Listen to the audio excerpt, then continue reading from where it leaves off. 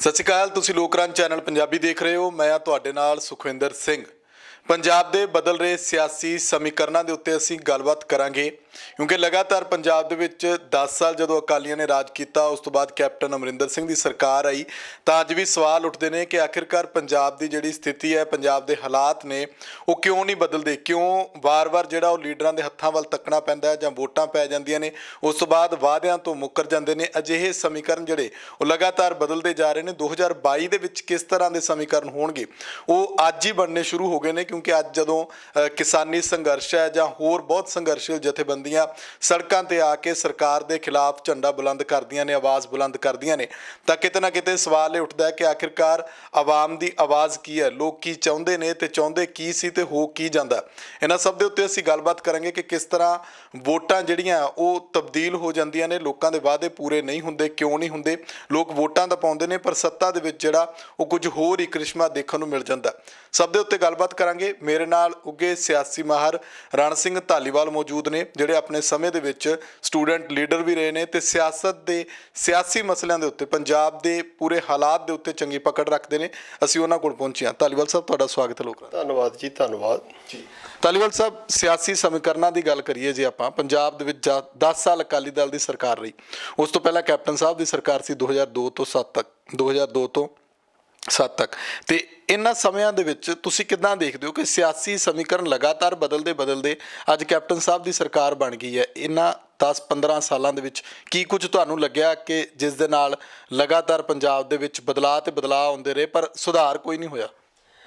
ਮੈਂ ਇਹ ਸਮਝਦਾ ਸਮੁੱਚੇ ਭਾਰਤ 'ਚ, ਵਿਸ਼ੇਸ਼ ਤੌਰ 'ਤੇ ਪੰਜਾਬ ਦੇ ਵਿੱਚ, ਪੰਜਾਬ ਦੇ ਲੋਕ ਬਹਾਦਰ ਨੇ ਅਤੇ ਉਹ ਜਿਹੜਾ ਉਹਨਾਂ ਲਈ ਉਹ ਬੰਦਾ ਹੀਰੋ ਹੁੰਦਾ ਹੈ ਜਾਂ ਉਹ ਪਾਰਟੀ ਹੀਰੋ ਹੁੰਦੀ ਹੈ ਜਿਹੜੀ ਲੜਾਕੀ ਹੈ। ਹੁਣ ਇਹ ਨਿਰਭਰ ਕਰਦਾ ਹੈ ਕਿ ਉਹ ਦਿਖਾਇਆ ਕਿਵੇਂ ਜਾਂਦਾ ਹੈ ਉਹਨਾਂ ਨੂੰ ਕਿ ਕਿਹੜੀ ਪਾਰਟੀ ਲੜਾਕੀ ਹੈ। ਜਿਵੇਂ ਅਕਾਲੀ ਦਲ ਸੀ, ਅਕਾਲੀ ਦਲ ਸੰਘਰਸ਼ 'ਚੋਂ ਨਿਕਲੀ ਪਾਰਟੀ ਸੀ ਇੱਕ, ਔਰ ਹਮੇਸ਼ਾ ਸੰਘਰਸ਼ੀ ਰਹਿੰਦੀ ਰਹੀ। ਪੇਂਡੂ ਲੋਕਾਂ ਨਾਲ ਲੜ ਕੇ ਚੰਗੇ ਸੰਘਰਸ਼ ਉਹਨਾਂ ਨੇ ਲੜੇ, ਉਹਦਾ ਇੱਕ ਇਮੇਜ ਸੀ। ਪਰੰਤੂ ਜਿਹੜਾ ਪੰਜਾਬ ਦੇ ਸਮੁੱਚੇ ਭਾਰਤ ਦੀ ਜਿਹੜੀ ਸਿਆਸਤ ਹੈ ਜਾਂ ਵੋਟਾਂ ਦਾ ਪੈਟਰਨ ਹੈ, ਉਹਦੇ ਵਿੱਚ ਇੱਕ ਬੜਾ ਅਜੀਬ ਚੀਜ਼ ਜਿਹੜੀ ਦੇਖਣ ਨੂੰ ਇਹ ਮਿਲਦੀ ਹੈ ਕਿ ਬਹੁਤੇ ਵਾਰੀ ਜਿਹੜੀ ਵੀ ਸਰਕਾਰ ਜਿੱਤਦੀ ਹੈ ਉਹ ਨੈਗੇਟਿਵ ਵੋਟਾਂ ਨਾਲ ਜਿੱਤਦੀ ਹੈ। ਨੈਗੇਟਿਵ ਵੋਟਾਂ ਦਾ ਅਰਥ ਇਹ ਹੈ ਕਿ ਜਿਹੜੀ ਪਹਿਲਾਂ ਵਾਲੀ ਸਰਕਾਰ ਹੈ ਉਹਦੇ ਵਿਰੋਧ 'ਚ ਨਵੇਂ ਬੰਦੇ ਕੋਲੇ ਕੋਈ ਏਜੰਡਾ ਨਹੀਂ ਕਿ ਅਸੀਂ ਆਹ ਕੁਛ ਕਰਾਂਗੇ, ਜਾਂ ਉਹ ਕੋਈ ਵੀ ਝੂਠ ਸੱਚ ਬੋਲ ਕੇ, ਹੁਣ ਵੀ ਤੁਸੀਂ ਦੇਖ ਰਹੇ ਹੋ ਉਹੀ ਚੱਲ ਰਿਹਾ ਕਿ ਪਹਿਲਾਂ ਵਾਲੀ ਬਿਹਾਰ 'ਚ ਈਵਨ ਤੁਸੀਂ ਦੇਖ ਰਹੇ ਹੋ 15 ਸਾਲ ਸਰਕਾਰ ਰਹੀ ਹੈ, ਫਿਰ ਵੀ ਬੰਦੇ ਬੋਲੀ ਜਾ ਰਹੇ ਨੇ ਵੀ ਇਦੋਂ ਪਹਿਲਾਂ ਜੰਗਲ ਰਾਜ ਸੀ। ਸੋ ਇੱਥੇ ਇਹ ਚੀਜ਼ ਤੇ ਬਹੁਤ ਬੋਲਿਆ ਜਾਂਦਾ ਹੈ ਔਰ ਇਹਦੇ ਨਾਲ ਲੋਕ ਭਰਮਾਏ ਜਾਂਦੇ ਨੇ। ਦੂਸਰਾ, ਇੱਕ ਪੰਜਾਬੀਆਂ ਦੀ ਖਾਸ ਵਿਸ਼ੇਸ਼ਤਾ ਹੈ, ਉੱਤਰ ਭਾਰਤ ਵਿੱਚ ਵੀ ਹੈ ਉਹ, ਪਰ ਪੰਜਾਬੀਆਂ 'ਚ ਇੱਕ ਵਿਸ਼ੇਸ਼ਤਾ ਹੈ ਕਿ ਪੰਜਾਬੀ ਲੋਕ ਨੇ ਜਿਹੜੇ, ਜੇਕਰ ਉਹਨਾਂ ਨੂੰ ਪਤਾ ਲੱਗ ਜਾਵੇ, ਇੱਕ ਓਪੀਨੀਅਨ ਇੱਦਾਂ ਬਣ ਜਾਏ ਕਿ ਇਹ ਪਾਰਟੀ ਹਾਰ ਰਹੀ ਹੈ, ਜਿਹੜੀ ਮਰਜ਼ੀ ਆਈਡੀਓਲੋਜੀ 'ਤੇ ਉਹ ਖੜੇ ਹੋਣ, ਉਸ ਨੂੰ ਉਹ ਵੋਟ ਨਹੀਂ ਪਾਉਂਦੇ। ਇਸ ਕਰਕੇ ਸਮੇਂ ਦੀਆਂ ਜਿਹੜੀਆਂ ਵੀ ਪੋਲੀਟੀਕਲ ਪਾਰਟੀਆਂ ਨੇ ਉਹ ਇਸ ਤਰ੍ਹਾਂ ਦੇ ਮੁੱਦੇ ਬਣਾਉਂਦੀਆਂ ਨੇ ਤਾਂ ਕਿ ਲੋਕਾਂ ਦੇ ਵਿੱਚ ਇੱਕ ਭਰਮ ਕ੍ਰੀਏਟ ਕਰ ਦੇਣ ਕਿ ਆਹ ਪਾਰਟੀ ਤਾਂ ਬਿਲਕੁਲ ਨਹੀਂ ਜਿੱਤਦੀ, ਉਹਨੂੰ ਬਿਲਕੁਲ ਵੋਟ ਨਹੀਂ ਪੈਂਦੀ। ਜਿਹੜੀਆਂ ਦੋ ਪਾਰਟੀਆਂ ਮੁੱਖ ਰੂਪ 'ਚ ਲੜਾਈ 'ਚ ਰਹਿ ਜਾਂਦੀਆਂ ਨੇ, ਸਿਰਫ ਵੋਟ ਉਹਨਾਂ ਨੂੰ ਹੀ ਪੈਂਦੀ ਹੈ। ਇਸ ਕਰਕੇ ਇਹ ਜਿਹੜੀਆਂ ਦੋ ਪਾਰਟੀਆਂ ਸੀ ਸਮੇਂ 'ਤੇ, ਅਕਾਲੀ ਦਲ ਤੇ ਕਾਂਗਰਸ, ਕੁੱਲ ਮਿਲਾ ਕੇ ਇਹਨਾਂ ਦਾ ਵਿਰੋਧ ਰਿਹਾ। ਹੋਰ ਤੀਜੀ ਕੋਈ ਪਾਰਟੀ ਜ਼ਿਆਦਾ ਨਹੀਂ ਸੀ। ਜੇ ਕਿਤੇ ਸੀ, ਲਗਭਗ ਮੈਂ 1975 ਤੋਂ ਬਿਲਕੁਲ ਨੇੜੇ ਤੋਂ ਦੇਖਦਾ ਆ ਰਿਹਾ, ਉਹ CPI CPM ਸੀ। 6-7 ਸੀਟਾਂ ਕਿਸੇ ਲੈਵਲ 'ਤੇ ਉਹ ਕੱਢਦੇ ਸੀ।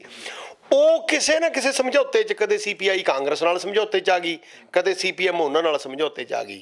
ਉਸ ਤੋਂ ਬਿਨਾਂ ਤੀਸਰੀ ਪਾਰਟੀ ਜਨਸੰਘ ਸੀ, ਜਿਹੜੀ ਬਾਅਦ 'ਚ ਭਾਰਤੀ ਜਨਤਾ ਪਾਰਟੀ ਬਣੀ। ਉਹ ਇੱਕ ਵਿਸ਼ੇਸ਼ ਫਿਰਕੇ ਦਾ ਪ੍ਰਤੀਨਿਧ ਕਰਦੀ ਸੀ ਤੇ ਸਿੱਖਾਂ ਦੇ ਪ੍ਰਤੀਨਿਧ ਕਰਦਾ ਸੀ ਅਕਾਲੀ ਦਲ, ਹਿੰਦੂਆਂ ਦੀ ਪ੍ਰਤੀਨਿਧਤਾ ਕਰਦੀ ਸੀ BJP ਜਾਂ ਜਨਸੰਘ। ਇਸ ਕਰਕੇ ਉਹਨਾਂ ਨੇ ਇੱਕ ਸਮੇਂ 'ਤੇ ਇੱਕ ਵਿਸ਼ੇਸ਼ ਕੰਬੀਨੇਸ਼ਨ ਬਣਾ ਲਿਆ ਜਿਹੜਾ ਬੜਾ ਕਾਮਯਾਬ ਰਿਹਾ। ਜਿਹੜੀ ਇਸ ਤੋਂ ਬਿਨਾਂ ਇੱਕ ਪਾਰਟੀ ਵਿੱਚ ਦੀ ਥੋੜ੍ਹੀ ਜਿਹੀ ਦੇਰ, ਕਿਉਂਕਿ ਕਾਸ਼ੀ ਰਾਮ ਪੰਜਾਬ ਦੇ ਸੀ, ਬਹੁਜਨ ਸਮਾਜ ਪਾਰਟੀ ਵੀ ਆਈ ਤੇ ਇੱਕ ਇਲੈਕਸ਼ਨ 'ਚ ਉਹਨਾਂ ਦੇ ਵੀ 5-7 MLA ਜਿੱਤੇ, ਪਰ ਅਲਟੀਮੇਟਲੀ ਉਹਨਾਂ ਨੇ ਵੀ ਅਕਾਲੀ ਦਲ ਨਾਲ ਸਮਝੌਤਾ ਕਰਕੇ ਹੀ ਕੰਮ ਚਲਾਇਆ। ਇਸ ਕਰਕੇ ਜੇ ਆਪਾਂ ਕਹੀਏ ਕਿ ਮੁੱਖ ਰੂਪ 'ਚ ਕੋਈ ਤੀਸਰੀ ਧਿਰ ਦਾ ਕਦੇ ਇਮੇਜ ਇਹ ਨਹੀਂ ਬਣਿਆ ਕਿ ਇਹ ਜਿੱਤਣ ਵਾਲੀ ਹੈ। ਇਸ ਕਰਕੇ ਜਿਹੜੇ ਪੰਜਾਬੀ ਨੇ ਬਿਨਾਂ ਜਿੱਤਣ ਵਾਲੀ ਪਾਰਟੀ ਨੂੰ ਵੋਟ ਨਹੀਂ ਪਾਉਂਦੇ। ਨਹੀਂ, ਬੜੀਆਂ ਥਾਵਾਂ ਤੇ ਅਸੀਂ ਦੇਖਦੇ ਹਾਂ ਕਿ ਜਿਹੜੇ ਲੋਕ ਆਈਡੀਆਲੋਜੀ ਨਾਲ ਜੁੜੇ ਨੇ ਉਹਨਾਂ ਵੱਲੋਂ ਇਹ ਹੁੰਦਾ ਹੈ ਕਿ ਸਾਡਾ ਕੈਂਡੀਡੇਟ ਜਿੱਤੇ ਜਾਂ ਨਾ ਜਿੱਤੇ, ਅਸੀਂ ਇਸ ਆਈਡੀਆਲੋਜੀ ਨੂੰ ਪ੍ਰਮੋਟ ਕਰਾਂਗੇ, ਹੌਲੀ ਹੌਲੀ ਆਉਣ ਵਾਲੇ ਲੰਮੇ ਸਮੇਂ 'ਚ ਹੋ ਜਾਊਗਾ। ਦੂਜਾ, ਜਿਹੜੀਆਂ ਸਿਆਸੀ ਪਾਰਟੀਆਂ ਨੇ ਪਿਛਲੇ ਸਮੇਂ ਤੋਂ ਬਹੁਤ ਜ਼ਿਆਦਾ ਇਹਨਾਂ ਦੀ ਜਿਹੜੀ ਸਟ੍ਰੈਟਜੀ ਸੀ ਨਾ, ਉਹ ਜਿਹਨੂੰ ਅਸੀਂ ਕਹਿੰਦੇ ਹਾਂ ਥੋੜ ਚਿਰੀ, ਛੋਟੇ ਸਮੇਂ ਦੀ ਬਣ ਗਈ। ਮਤਲਬ ਕੋਈ ਪਾਰਟੀ ਹੁਣ ਇਸ ਗੱਲ 'ਚ ਨਹੀਂ ਹੈਗੀ ਵੀ ਆਪਾਂ ਲੰਮਾ ਸਮਾਂ ਰਹੀਏ, ਚਾਹੇ ਉਹਨੂੰ ਅਕਾਲੀ ਦਲ ਵਾਲਿਆਂ ਨੂੰ ਕਾਂਗਰਸ 'ਚ ਆਉਣਾ ਪੈ ਜੇ, ਚਾਹੇ ਕਾਂਗਰਸ ਵਾਲਿਆਂ ਨੂੰ ਅਕਾਲੀ ਦਲ 'ਚ ਆਉਣਾ ਪੈ ਜੇ। ਜੇ ਉਹਨਾਂ ਨੂੰ ਲੱਗ ਰਹੀ ਹੈ ਕਿ ਸੱਤਾ ਇਮੀਡੀਏਟ ਮਿਲ ਰਹੀ ਹੈ ਤਾਂ ਇਸ ਤਰ੍ਹਾਂ ਦੀਆਂ ਬਦਲੀਆਂ ਸਦਲੀਆਂ ਬਹੁਤ ਜਲਦੀ ਹੋ ਜਾਂਦੀਆਂ ਨੇ। ਉਹ ਤੁਸੀਂ ਹਿੰਦੁਸਤਾਨ 'ਚ ਵੀ ਦੇਖ ਰਹੇ ਹੋ, ਉਹ ਤੁਸੀਂ ਪਿਛਲੇ ਸਮੇਂ 'ਚ ਸਾਡੇ ਵੀ ਆਮ ਆਦਮੀ ਪਾਰਟੀ ਦੇ ਬੰਦਿਆਂ ਨੇ ਪਲਟੀਆਂ ਮਾਰੀਆਂ ਨੇ, ਪਹਿਲਾਂ ਹੋਰਾਂ ਨੇ ਵੀ ਮਾਰੀਆਂ ਨੇ, ਇਕੱਲਾ ਮੈਂ ਇਹਨਾਂ ਨੂੰ ਦੋਸ਼ ਨਹੀਂ ਦਿੰਦਾ। ਸੋ ਇਸ ਕਰਕੇ ਮੈਨੂੰ ਇਹ ਲੱਗਦਾ ਹੈ ਕਿ ਹਮੇਸ਼ਾ ਹੀ ਇਹ ਰਹੂਗਾ, ਹਾਲੇ ਆਉਣ ਵਾਲੇ 10-20 ਸਾਲ 'ਚ ਤਾਂ ਰਹੂਗਾ ਕਿ ਜਿਹੜੀ ਪਾਰਟੀ ਦਾ ਇਹ ਨਕਸ਼ਾ ਬਣੂਗਾ ਕਿ ਇਹ ਜਿੱਤਣ ਵਾਲੀ ਹੈ, ਲੋਕਾਂ ਦਾ ਉਲਾਰ ਉਸ ਪਾਰਟੀ ਵੱਲ ਨੂੰ ਹੋ ਜਾਂਦਾ ਹੈ। ਤੁਸੀਂ ਜਿੱਤਣ ਵਾਲੀ ਪਾਰਟੀ ਦੀ ਗੱਲ ਕਰਦੇ ਹੋ। ਜਦੋਂ ਪੰਜਾਬ ਦੇ ਵਿੱਚ ਆਮ ਆਦਮੀ ਪਾਰਟੀ ਦਾ ਬੋਲਬਾਲਾ ਹੋਇਆ, ਉਦੋਂ ਲੋਕਾਂ ਦੀ ਨਜ਼ਰ ਵਿੱਚ ਇਹ ਰਹਿੰਦਾ ਸੀ ਕਿ ਸ਼ਾਇਦ ਹੁਣ ਇਹ ਸੱਤਾ ਵਿੱਚ ਆ ਜਾਣਗੇ। ਕਾਰਨ ਕੀ ਹੋ ਜਾਂਦੇ ਨੇ ਕਿ ਲੋਕ ਯਕੀਨ ਤਾਂ ਬਹੁਤ ਕਰ ਜਾਂਦੇ ਨੇ, ਪਰ ਵੋਟਾਂ ਦੇ ਵੇਲੇ ਮਾਰ ਕਿੱਥੇ ਖਾ ਜਾਂਦੇ ਨੇ? ਲੋਕ ਮਾਰ ਖਾਂਦੇ ਨੇ ਜਾਂ ਪਾਰਟੀਆਂ ਮਾਰ ਖਾ ਜਾਂਦੀਆਂ? ਇਹੋ ਜਿਹੀ ਕਿਹੜੀ ਗੱਲ ਹੁੰਦੀ ਹੈ ਕਿ ਬਾਅਦ ਦੇ ਵਿੱਚ ਸੱਤਾ ਤੋਂ ਬਾਹਰ ਰਹਿ ਕੇ ਵੀ ਜਿਹੜਾ ਉਹ ਗੁਜ਼ਾਰਾ ਕਰਨਾ ਪੈ ਜਾਂਦਾ? ਫਿਰ ਮੈਂ ਇਹ ਇਲੈਕਸ਼ਨ ਦੇ ਦੌਰਾਨ ਵੀ ਮੇਰਾ ਇਹ ਵਿਊ ਸੀ ਕਿ ਜਿੰਨੀ ਮਰਜ਼ੀ ਪਬਲਿਸਿਟੀ ਹੋਈ ਜਾਵੇ, ਪੰਜਾਬ ਵਿੱਚ ਆਮ ਆਦਮੀ ਪਾਰਟੀ ਦਾ 20 ਸੀਟਾਂ ਤੋਂ ਵੱਧ ਨਹੀਂ ਜਿੱਤਣਗੇ ਉਹ। ਉੱਥੇ ਇੱਕ ਵੱਡਾ ਕਾਰਨ ਜਿਹੜਾ ਮੈਂ ਸਮਝਦਾ ਸੀ ਕਿ ਲੋਕਾਂ ਦੇ ਸਾਹਮਣੇ ਤੁਸੀਂ ਇੱਕ ਮਾਡਲ ਦੇਣਾ ਹੁੰਦਾ ਕਿ ਸਾਡਾ ਆਹ ਸਿਸਟਮ ਦੇ ਵਿੱਚ ਅਸੀਂ ਸਰਕਾਰ ਚਲਾਵਾਂਗੇ। ਉਹ ਮਾਡਲ ਦੇ ਸਾਹਮਣੇ ਕਿਤੇ ਇਹ ਤੈਅ ਨਹੀਂ ਸੀ ਹੁੰਦਾ ਕਿ ਕੇਜਰੀਵਾਲ ਜਦੋਂ ਦਿੱਲੀ ਦਾ ਮੁੱਖ ਮੰਤਰੀ ਰਹੇਗਾ ਤੇ ਉਹਦੇ ਬਰਾਬਰ ਸੁੱਚਾ ਸਿੰਘ ਛੋਟੇਪੁਰ ਜਾਂ ਕੋਈ ਹੋਰ ਪੰਜਾਬ ਦਾ ਜਿਹੜਾ ਮੁੱਖ ਮੰਤਰੀ ਹੋਊਗਾ, ਉਹਨਾਂ ਦੋਨਾਂ ਦੇ ਵਿੱਚ ਸੁਪਰਮੇਸੀ ਕੇਜਰੀਵਾਲ ਦੀ ਕਿੱਦਾਂ ਹੋਏਗੀ। ਮੈਂ ਉਦੋਂ ਵੀ ਇਹੀ ਕਹਿੰਦਾ ਸੀ ਕਿ ਜਾਂ ਤਾਂ ਕੇਜਰੀਵਾਲ ਨੂੰ ਇਹ ਮਾਡਲ ਦੇਣਾ ਚਾਹੀਦਾ ਸੀ ਕਾਸ਼ੀ ਰਾਮ ਵਾਲਾ ਕਿ ਮੈਂ ਤਾਂ ਜੀ ਨੈਸ਼ਨਲ ਲੈਵਲ ਦਾ ਪ੍ਰਧਾਨ ਹੋਊਗਾ, ਦਿੱਲੀ ਦਾ ਮੁੱਖ ਮੰਤਰੀ ਕੋਈ ਹੋਰ ਹੋਊਗਾ, ਪੰਜਾਬ ਦਾ ਕੋਈ ਹੋਰ ਹੋਊਗਾ, ਪਰ ਓਵਰਆਲ ਮੈਂ ਪਾਰਟੀ ਦੀ ਕਮਾਂਡ ਸੰਭਾਲੂਗਾ। ਇਹ ਕੇਜਰੀਵਾਲ, ਮੈਂ ਇਹਦਾ ਰੀਜ਼ਨ ਨਹੀਂ ਦੱਸ ਸਕਦਾ, ਇਹ ਉਹ ਦੱਸ ਸਕਦਾ ਕਿ ਉਹਨੂੰ ਇਹ ਮੁੱਖ ਮੰਤਰੀ ਦਾ ਪਦ ਕਿਉਂ ਚੰਗਾ ਲੱਗਿਆ। ਇਸ ਕਰਕੇ ਜਦੋਂ ਵੀ ਇੱਕ ਛੋਟੀ ਸਟੇਟ ਦਾ ਮੁੱਖ ਮੰਤਰੀ ਇੱਕ ਵੱਡੀ ਸਟੇਟ ਦੇ ਮੁੱਖ ਮੰਤਰੀ ਨੂੰ ਡਿਕਟੇਟ ਕਰਨਾ ਮੁਸ਼ਕਲ ਹੋਏਗਾ। ਇਹ ਮਾਡਲ ਹੀ ਸ਼ੁਰੂ ਤੋਂ ਗਲਤੀ ਵਾਲਾ ਸੀ ਔਰ ਇਸ ਕਰਕੇ ਸਾਰੇ ਲੋਕਾਂ ਨੂੰ ਲੱਗਦਾ ਸੀ ਕਿ ਇਹ ਆਮ ਆਦਮੀ, ਮੈਨੂੰ ਇਹ ਵੀ ਲੱਗਦਾ ਸੀ ਕਿ ਆਮ ਆਦਮੀ ਪਾਰਟੀ ਜਾਣੀ ਕਿ ਕੇਜਰੀਵਾਲ ਖੁਦ ਨਹੀਂ ਚਾਹੁੰਗੇ, ਜਿੰਨਾ ਚਿਰ ਉਹ ਮੁੱਖ ਮੰਤਰੀ ਰਹਿਣਗੇ ਦਿੱਲੀ ਦੇ, ਉਹ ਖੁਦ ਨਹੀਂ ਚਾਹੁੰਗੇ ਕਿਸੇ ਹੋਰ ਸਟੇਟ 'ਚ ਮੁੱਖ ਮੰਤਰੀ ਬਣੇ ਜਿਹੜਾ, ਕਿਉਂਕਿ ਜਦੋਂ ਵੀ ਇਹ ਇਸ ਤਰ੍ਹਾਂ ਹੋਂਦ 'ਚ ਆ ਗਈ ਚੀਜ਼, ਉਦੋਂ ਸਾਰੇ ਡਿਸੀਜਨ ਮੇਕਿੰਗ, ਆਪਾਂ ਇੱਕ ਹਾਈਪੋਥੈਟੀਕਲ ਐਗਜ਼ਾਮਪਲ ਲੈ ਲਈਏ, ਮੰਨ ਲਓ ਹਰਿਆਣੇ ਦੀਆਂ ਟਿਕਟਾਂ ਵੰਡਣੀਆਂ ਨੇ, ਫਿਰ ਉਹਦੇ ਪਾਰਲੀਮੈਂਟਰੀ ਬੋਰਡ ਦੇ ਵਿੱਚ ਜਿਹੜਾ ਪੰਜਾਬ ਦਾ ਆਮ ਆਦਮੀ ਪਾਰਟੀ ਦਾ ਮੁੱਖ ਮੰਤਰੀ ਹੋਊਗਾ ਉਹਦੀ ਸੇਧ ਜ਼ਿਆਦਾ ਹੋਊਗੀ ਤੇ ਅਲਟੀਮੇਟਲੀ ਉਹਦੇ ਨਾਲ ਜਿਹੜਾ ਉਹ ਜਿਹੜਾ ਛੋਟਾ ਮੁੱਖ ਮੰਤਰੀ ਜਿਹਨੂੰ ਮੈਂ ਕਹਿਣਾ, ਜੇ ਉਹ ਕੇਜਰੀਵਾਲ ਹੋਵੇ ਤੇ ਆਟੋਮੈਟਿਕਲੀ ਉਹਦਾ ਜਿਹੜਾ ਕੱਦ ਹੈ ਉਹ ਉਹਦੇ ਮੁਕਾਬਲੇ ਨੀਵਾਂ ਹੋਊਗਾ, ਜਿਹੜਾ ਉਹ ਟੋਲਰੇਟ ਨਹੀਂ ਕਰੂਗਾ। ਹਾਂਜੀ, ਜਾਂ ਤਾਂ ਇਹ ਮਾਡਲ ਬਦਲ ਲੈਣ, ਉਹ ਮਤਲਬ ਕੇਜਰੀਵਾਲ ਆਪਦਾ ਕੱਦ ਇੰਨਾ ਉੱਚਾ ਕਰ ਲੇ ਕਿ ਮੈਂ ਨੈਸ਼ਨਲ ਲੈਵਲ ਦਾ ਪ੍ਰਧਾਨ ਹੀ ਰਹੂੰਗਾ। ਹੁਣ ਮੇਰਾ ਖਿਆਲ ਹੈ ਵੀ ਉਹ ਸੱਤਾ ਦਾ ਪਿਆਰ ਉਹਨੂੰ ਥੋੜ੍ਹਾ ਜਿਹਾ ਛੱਡਣਾ ਪਊਗਾ, ਜਾਂ ਉਹਨੂੰ ਭਰੋਸਾ ਨਹੀਂ ਹੈਗਾ ਕਿ ਦਿੱਲੀ ਦਾ ਮੇਰੀ ਨਿਗਾਹ 'ਚ ਕੋਈ ਹੋਰ ਬੰਦਾ ਚਲਾ ਲੂਗਾ, ਕੱਲ੍ਹ ਨੂੰ ਉਹ ਨਾ ਬਗਾਵਤ ਹੋ ਜਾਵੇ। ਦੂਜੀ ਗੱਲ ਇਹ ਵੀ ਹੈ ਨਾ ਕਿ ਜਦੋਂ ਦੋ ਬੇੜੀਆਂ ਸਵਾਰ ਹੋ ਜਾਏ ਤਾਂ ਫਿਰ ਡੁੱਬਣਾ ਤਾਂ ਲਾਜ਼ਮੀ ਹੈ ਨਾ, ਇੱਕ ਲੱਤ ਦਿੱਲੀ ਤੇ ਇੱਕ ਲੱਤ ਪੰਜਾਬ ਦੇ ਵਿੱਚ। ਇੱਕ ਜੇ ਆਪਾਂ ਦੇਖੀਏ ਕਿ ਪੰਜਾਬ ਦੇ ਲੋਕਾਂ ਦੀ ਸੋਚ ਜਿਹੜੀ ਹੈ ਉਹ ਅਕਾਲੀ ਦਲ, ਬੀਜੇਪੀ ਗੱਠਜੋੜ ਤੇ ਕਾਂਗਰਸ ਦੇ ਵਿੱਚ ਹੀ ਕਿਉਂ ਰੁਕੀ ਰਹਿੰਦੀ ਹੈ? ਹਰ ਵਾਰ ਉਹੀ ਉੱਪਰੋਂ ਥੱਲੇ ਕਿਉਂ ਹੁੰਦਾ? ਇੱਕ ਜਾਂ ਤਾਂ ਮਤਲਬ ਕਿ ਕੋਈ ਜਿਵੇਂ ਕਹਿੰਦੇ ਨੇ ਕਿ ਮਾਨਸਿਕ ਗੁਲਾਮੀ ਹੈ ਕਿ ਇਹ ਨਹੀਂ ਤਾਂ ਉਹ ਸੀ, ਉਹ ਨਹੀਂ ਤਾਂ ਇਹ ਸੀ। 10 ਸਾਲਾਂ ਬਾਅਦ ਇਹਨਾਂ ਨੂੰ ਜਿਵੇਂ ਕਹਿੰਦੇ ਨੇ ਕਿ ਪੰਜਾਬੀ 'ਚ ਕਹਿ ਦਿੰਦੇ ਨੇ, ਕਾਫੀ ਚਰਚਾ ਰਹਿੰਦੀ ਹੈ ਕਿ ਇੱਕ ਛਿੱਤਰ ਖਾਣ ਦੀ ਆਦਤ ਪੈ ਗਈ ਹੈ, ਕਦੇ ਉੱਧਰੋਂ ਖਾ ਲੇ ਕਦੇ ਉੱਧਰੋਂ ਖਾ ਲੇ। ਕਦੇ ਵੀ ਕਿਸੇ ਚੀਜ਼ ਨੇ ਇਹਨਾਂ ਨੇ ਪੰਜਾਬੀਆਂ ਨੇ ਕੋਈ ਸਬਕ ਕਿਉਂ ਨਹੀਂ ਲਿਆ ਇਹਨਾਂ ਚੀਜ਼ਾਂ ਤੋਂ ਕਿ ਸਾਡੇ ਇੱਥੇ ਘਪਲੇ ਵੀ ਹੋਏ, ਸਾਡੇ ਇੱਥੇ ਘੁਟਾਲੇ ਵੀ ਹੋਏ, ਸਾਡੇ ਇੱਥੇ ਖੂਨ ਖਰਾਬੇ ਵੀ ਹੋਏ, ਸਾਡੇ ਇੱਥੇ ਬੇਅਦਬੀਆਂ ਵੀ ਹੋਈਆਂ ਸੀ, ਸਾਰਾ ਕੁਝ ਚੱਲਿਆ, ਫਿਰ ਵੀ ਅਸੀਂ ਵਾਪਸੀ ਉਹਨਾਂ ਦੀ ਕਰਵਾ ਦਿੰਦੇ ਹਾਂ। ਨਹੀਂ, ਤੁਸੀਂ ਮੈਂ ਇਸ ਗੱਲ ਦਾ ਥੋੜ੍ਹਾ ਜਿਹਾ ਸੰਕੇਤ ਪਹਿਲਾਂ ਹੀ ਦੇ ਚੁੱਕਿਆ। ਜਿਹੜੇ ਪੰਜਾਬੀ ਨੇ ਨਾ, ਮੈਂ ਤੁਹਾਨੂੰ ਕਹਿਣਾ ਕਿ ਉਹ ਉਦੋਂ ਉਸ ਪਾਸੇ ਉਲਾਰ ਹੋਣਗੇ ਜਦੋਂ ਉਹਨਾਂ ਨੂੰ ਇਹਨਾਂ ਦਾ ਬਦਲ ਦਿਸ ਗਿਆ ਕਿਉਂਕਿ ਇਹਦਾ ਬਦਲ ਨਹੀਂ ਦਿਖਾਈ ਦਿੰਦਾ। ਜਦੋਂ ਬਾਦਲ ਸੱਤਾ 'ਚ ਆਉਂਦਾ ਹੈ ਉਹ ਇਹ ਕਹਿੰਦਾ ਕਿ ਮੈਂ ਅਮਰਿੰਦਰ ਸਿੰਘ ਨੂੰ, ਸੁਖਬੀਰ ਕਹਿੰਦਾ ਮੈਂ ਅਮਰਿੰਦਰ ਸਿੰਘ ਨੂੰ ਅੰਦਰ ਦੇ ਦੂੰਗਾ। ਜਦੋਂ ਅਮਰਿੰਦਰ ਸਿੰਘ ਸੱਤਾ 'ਚ ਆਉਂਦਾ ਹੈ ਉਹ ਕਹਿੰਦਾ ਮੈਂ ਖੁੰਡਾ ਬਾਦਲਾਂ ਤੇ ਖੜਕਾ ਦੂੰਗਾ। ਇਹਦਾ ਮਤਲਬ ਇਹ ਹੋਇਆ ਵੀ ਉਹਨਾਂ ਨੂੰ ਇਹ ਸਮਝ ਹੈ ਕਿ ਇੱਥੇ ਨੈਗੇਟਿਵ ਵੋਟ ਹੈ ਜਿਹੜੀ ਵੋਟ ਜਦੋਂ ਬਾਦਲ ਸੱਤਾ 'ਚ ਨੇ, ਬਾਦਲਾਂ ਦੇ ਵਿਰੋਧ 'ਚ ਹੈ, ਕੋਈ ਬੰਦਾ ਇਹ ਕਹਿੰਦਾ ਕਿ ਮੈਂ ਬਾਦਲਾਂ ਨੂੰ ਅੰਦਰ ਦੇ ਦੂੰਗਾ, ਉਹ ਇਸ ਗੱਲ ਤੇ ਖੁਸ਼ ਹੋ ਜਾਂਦੇ ਨੇ ਵੀ ਇਹਨਾਂ ਨੂੰ ਅੰਦਰ ਦਿਓ, ਸਾਨੂੰ ਕੀ ਮਿਲੂਗਾ, ਇਹ ਗੱਲ ਦਾ ਉਹਨਾਂ ਨੂੰ ਹਾਲੇ ਚਿੰਤਾ ਨਹੀਂ। ਐਵੇਂ ਜਿਵੇਂ ਜਦੋਂ ਸੱਤਾ ਬਦਲਦੀ ਹੈ, ਜਦੋਂ ਦੂਜੇ ਬਦਲਦੇ ਨੇ ਉਹ ਇਸ ਚੀਜ਼ ਨੂੰ ਗ੍ਰਹਿਣ ਕਰਦੇ ਨੇ ਕਿ ਅਸੀਂ ਜੀ ਮਤਲਬ ਆਹ ਦੇਖੋ ਆ ਗਿਆ ਨਾ ਗੱਲ ਕਿ ਜੇ ਅਕਾਲੀ ਦਲ ਦੀ ਸਿਆਸਤ ਆਈ ਅਸੀਂ ਧਰਮਸੋਤ ਨੂੰ ਅੰਦਰ ਦੇ ਦਿਆਂਗੇ। ਇਹ ਬਿਲਕੁਲ ਨਹੀਂ ਕੋਈ ਕਹਿੰਦਾ ਵੀ ਅਸੀਂ ਕੀ ਕਰਾਂਗੇ। ਮਤਲਬ ਉਹ ਤਾਂ ਜਾਂ ਤਾਂ ਉਹ ਇਹ ਕਹਿਣ, ਪੰਜਾਬੀ ਜਿੱਦੇ ਓਨੇ ਸਿਆਣੇ ਪੰਜਾਬੀ ਹੋਣਗੇ ਨਾ ਉੱਦੇ ਫਿਰ ਉਹ ਉਹਨਾਂ ਨੂੰ ਇਹ ਸਵਾਲ ਕਰਨਗੇ ਕਿ ਵੀ ਇਕੱਲੇ ਧਰਮਸੋਤ ਨੂੰ ਨਹੀਂ, ਜਿਹੜੇ ਤੁਹਾਡੇ ਮੰਤਰੀਆਂ ਨੇ ਵੀ ਕਰਪਸ਼ਨ ਕੀਤੀ ਹੈ ਕੀ ਉਹਨਾਂ ਨੂੰ ਵੀ ਅੰਦਰ ਦਿਓਗੇ? ਜਿੱਦੇ ਇਹ ਸਵਾਲ ਆਊਗਾ ਨਾ, ਕਿਉਂਕਿ ਹਾਲੇ ਬਦਲ ਨਹੀਂ। ਪੰਜਾਬ ਦੇ ਲੋਕਾਂ ਦੀ ਇੱਕ ਇਹ ਪੋਜੀਸ਼ਨ ਹੈ ਕਿ ਜਦੋਂ ਨੈਗੇਟਿਵਿਟੀ ਕਿਸੇ 5 ਸਾਲਾਂ 'ਚ ਸਰਕਾਰ ਦੇ ਖਿਲਾਫ ਜ਼ਿਆਦਾ ਹੋ ਜਾਂਦੀ ਹੈ ਨਾ, ਫਿਰ ਉਹ ਅੰਦਰੋਂ ਜੁੱਸੇ ਨਾਲ, ਜ਼ੋਰ ਨਾਲ ਇਹ ਚਾਹੁੰਦੇ ਨੇ ਵੀ ਅਸੀਂ ਇਹਨਾਂ ਨੂੰ ਬਦਲਣਾ ਹੈ। ਫਿਰ ਉਹ ਬਦਲਣ ਲਈ ਬਦਲ ਕੀ ਹੈ, ਅਲਟੀਮੇਟਲੀ ਫਿਰ ਉਹ ਆ ਜਾਂਦਾ ਮੂਹਰੇ। ਪੰਜਾਬੀਆਂ ਦੀ ਇਸ ਸੋਚ ਦੇ ਪਿੱਛੇ ਦਾ, ਮਾਨਸਿਕਤਾ ਦੇ ਪਿੱਛੇ ਦਾ ਕਾਰਨ ਕੀ ਹੈ ਕਿ ਉਹ ਇਸ ਗੱਲ ਨੂੰ ਸਮਝਦੇ ਕਿਉਂ ਨਹੀਂ? ਬਦਲ ਤਾਂ ਚਲੋ ਆਮ ਆਦਮੀ ਪਾਰਟੀ ਨੇ ਦਿੱਤਾ, ਜਾਂ ਹੋਰ ਹੁਣ ਜਿਹੜੀਆਂ ਪਾਰਟੀਆਂ ਵੱਖੋ ਵੱਖਰੀਆਂ ਨਿੱਕੇ ਮੋਟੇ ਧੜੇ ਖੜੇ ਹੋਏ, ਉਹ ਕਹਿੰਦੇ ਸੀ ਕਿ ਮਹਾਗਠਜੋੜ ਬਣਾ ਕੇ ਕੋਈ ਇਹੋ ਜਿਹਾ ਪੰਜਾਬ 'ਚ ਖੇਤਰੀ ਪਾਰਟੀ ਦਾ ਗੱਠਜੋੜ ਬਣਾ ਕੇ ਉਹਨਾਂ ਚੀਜ਼ਾਂ ਨੂੰ ਖੜਿਆ ਕਰਾਂਗੇ। ਲੋਕਾਂ ਦੀ ਮਾਨਸਿਕਤਾ ਜਿਹੜੀ ਆ ਉਹ ਕਿਉਂ ਨਹੀਂ ਫਿਰ ਉਸ ਪਾਸੇ ਵੱਲ ਉਲਾਰ ਹੁੰਦੀ, ਕਿਉਂ ਨਹੀਂ ਉਸ ਪਾਸੇ ਵੱਲ ਜਾਂਦੀ? ਫਿਰ ਮੈਂ ਉਹੀ ਕਹਿਣਾ ਕਿ ਮਾਨਸਿਕਤਾ ਲੋਕਾਂ ਦੀ ਹੈ ਜਿਹੜੀ ਨਾ, ਉਹ ਇਸੇ ਗੱਲ ਤੇ ਹੈ ਨਾ ਕਿ ਜਦੋਂ ਉਹਨਾਂ ਨੂੰ ਲੱਗਦਾ ਹੈ ਕਿ ਇਹ ਪਾਰਟੀਆਂ ਦੀ ਸਮਰੱਥਾ ਹੀ ਨਹੀਂ ਕਿ ਇਹ ਬਦਲ ਦੇ ਸਕਣ। ਦੂਜਾ 2-3 ਤਜਰਬੇ ਹੋਏ ਨੇ ਪਹਿਲਾਂ ਨੈਸ਼ਨਲ ਲੈਵਲ ਤੇ, ਤਾਂ ਬੀਜੇਪੀ ਸੱਤਾ 'ਚ ਆ ਗਈ, ਪਹਿਲਾਂ ਇੱਕ ਜਨਤਾ ਪਾਰਟੀ ਬਣੀ, ਫਿਰ ਜਨਤਾ ਦਲ ਬਣਿਆ ਬੀਪੀ ਸਿੰਘ ਵੇਲੇ, ਪਹਿਲਾਂ ਮੁਰਾਰਜੀ ਦੇਸਾਈ ਵੇਲੇ। ਮਤਲਬ ਉਹ ਜਿਹੜੇ ਤਜਰਬੇ ਸੀ ਕਾਮਯਾਬ ਨਹੀਂ ਹੋਏ।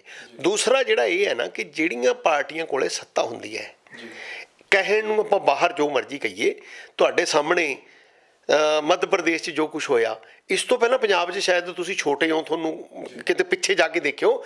ਇਹ ਤਾਂ ਜਦੋਂ ਤੋਂ ਆ ਸਾਡੇ ਕਾਨੂੰਨ ਆ ਗਿਆ ਨਾ ਜਿਹੜਾ ਨਹੀਂ ਜਿਹੜਾ ਪਹਿਲਾਂ ਜਿਹੜਾ ਦਲ ਬਦਲੀ ਵਾਲਾ, ਇਹ ਤਾਂ ਉਦੋਂ ਰੁਕਿਆ ਨਹੀਂ। ਅਕਾਲੀ ਸਰਕਾਰ ਨੂੰ ਚੱਲਣ ਹੀ ਨਹੀਂ ਦਿੰਦੇ ਸੀ, ਬਕਾਊ ਬੰਦੇ ਹੁੰਦੇ ਸੀ ਤੇ ਖਰੀਦਣ ਵਾਲੇ ਵੀ ਤਿਆਰ ਹੁੰਦੇ ਸੀ, ਮੰਡੀ 'ਚ ਫਟਾਫਟ ਵਿਕ ਜਾਂਦੇ ਸੀ। ਉਹਦੇ ਵਿੱਚ ਗੁਰਨਾਮ ਸਿੰਘ ਦੀ ਸਰਕਾਰ ਤੋੜ ਕੇ ਲక్ష్మణ ਸਿੰਘ ਗਿੱਲ ਬਣਾਇਆ। ਅਕਾਲੀਆਂ ਦੀ ਸਰਕਾਰ ਪਹਿਲੀ ਵਾਰੀ ਜਿਹੜੀ 85 'ਚ ਬਣੀ ਆ ਬਰਨਾਲੇ ਵੇਲੇ, ਉਹ ਰਾਜੀਵ ਗਾਂਧੀ ਵੇਲੇ ਇਹ ਐਕਟ ਬਣਿਆ ਜਿਹੜਾ ਐਂਟੀ ਡਿਫੈਕਸ਼ਨ ਐਕਟ ਕਹਿੰਦੇ ਆ ਜਿਹਨੂੰ। ਮਤਲਬ ਉਸ ਤੋਂ ਬਾਅਦ ਪਹਿਲੀ ਵਾਰ 5 ਸਾਲ ਸਰਕਾਰ ਚੱਲੀ ਆ, ਨਹੀਂ ਕਦੇ 5 ਸਾਲ ਸਰਕਾਰ ਹੀ ਨਹੀਂ ਚੱਲੀ ਅਕਾਲੀ ਦਲ ਦੀ, ਤੇ ਚੱਲਣ ਹੀ ਨਹੀਂ ਦਿੰਦੇ ਸੀ ਕਾਂਗਰਸ ਵਾਲੇ। ਪਹਿਲਾਂ ਹੀ ਬਕਾਊ ਬੰਦੇ ਵਿਕ ਜਾਂਦੇ ਸੀ, ਖਰੀਦਣ ਵਾਲੇ ਤਿਆਰ ਰਹਿੰਦੇ ਸੀ। ਇਸ ਤਰ੍ਹਾਂ ਹੀ ਸੱਤਾ 'ਚ ਹੁਣ ਵੀ ਮਤਲਬ ਖਰੀਦੋ ਫਰੋਖਤ ਹੁਣ ਵੀ ਚੱਲ ਰਹੀ ਹੈ, ਉਹ ਹੁੰਦੀ ਹੈ। ਰਾਤੋਂ ਰਾਤ ਉੱਧਰਲੇ ਬੰਦੇ ਨੂੰ ਇੱਧਰ ਟਿਕਟ ਮਿਲ ਜਾਂਦਾ, ਇੱਧਰਲੇ ਨੂੰ ਉੱਧਰ ਮਿਲ ਜਾਂਦਾ। ਤੁਹਾਡੇ ਕੋਲ ਕਿੰਨੀਆਂ ਐਗਜ਼ਾਮਪਲਾਂ ਹੋਣਗੀਆਂ। ਇਸ ਕਰਕੇ ਉਹ ਅੱਛਾ ਇਹੀ ਕਾਰਨ ਹੈ। ਤੁਸੀਂ ਬਹੁਤ ਸਾਰੀਆਂ ਐਗਜ਼ਾਮਪਲਾਂ ਪੰਜਾਬ 'ਚ ਵੀ ਹੈਗੀਆਂ ਨੇ। ਤੁਹਾਡੇ ਨੇੜੇ ਸ਼ਤਰਾਣੇ ਦੀ ਐਗਜ਼ਾਮਪਲ ਹੈ। ਸ਼ਤਰਾਣੇ 'ਚ ਇੱਕ ਵਾਰ ਕੀ ਹੋਇਆ ਕਿ ਜਿਹੜਾ ਬੰਦਾ ਕਾਂਗਰਸ ਦਾ ਟਿਕਟ 'ਤੇ ਲੜਿਆ ਸੀ ਉਹਨੂੰ ਅਕਾਲੀ ਟਿਕਟ ਦੇ ਦਿੱਤੀ, ਤੇ ਅਕਾਲੀਆਂ ਨੇ ਜਿਹੜਾ ਕਾਂਗਰਸ 'ਚੋਂ ਅਦਲਾ ਬਦਲੀ ਕਰ ਲਈ। ਇਹਦਾ ਮਤਲਬ ਦੋਨਾਂ ਪਾਰਟੀਆਂ ਨੂੰ ਇਹ ਸਮਝ ਹੈ ਕਿ ਜਿੱਤੇ ਹੀ ਸਕਦੇ ਨੇ। ਦੂਜਾ, ਜਿੱਤਣ ਲਈ ਜਿਹੜਾ ਸਿਸਟਮ ਹੈ ਨਾ ਸਾਡੇ, ਮਤਲਬ ਜੇ ਕੱਲ੍ਹ ਨੂੰ ਮੈਂ ਇਲੈਕਸ਼ਨ 'ਚ ਖੜਾ ਹੋ ਜਾ ਜਾਂ ਤੁਸੀਂ ਖੜੇ ਹੋ ਜਾਓ, ਇੰਨਾ ਸੌਖਾ ਨਹੀਂ ਹੈਗਾ ਜਿੱਤਣਾ। ਜਿੱਤਣ ਲਈ ਪੈਸਾ ਵੀ ਚਾਹੀਦਾ ਹੈ, ਸਮਰੱਥਾ ਵੀ ਚਾਹੀਦੀ ਹੈ, ਜਾਤੀ ਸਮੀਕਰਨ ਵੀ ਬਣਾਉਣੇ ਪੈਣਗੇ, ਇਲਾਕੇ ਵਾਲੇ ਸਮੀਕਰਨ ਵੀ ਬਣਾਉਣੇ ਪੈਣਗੇ।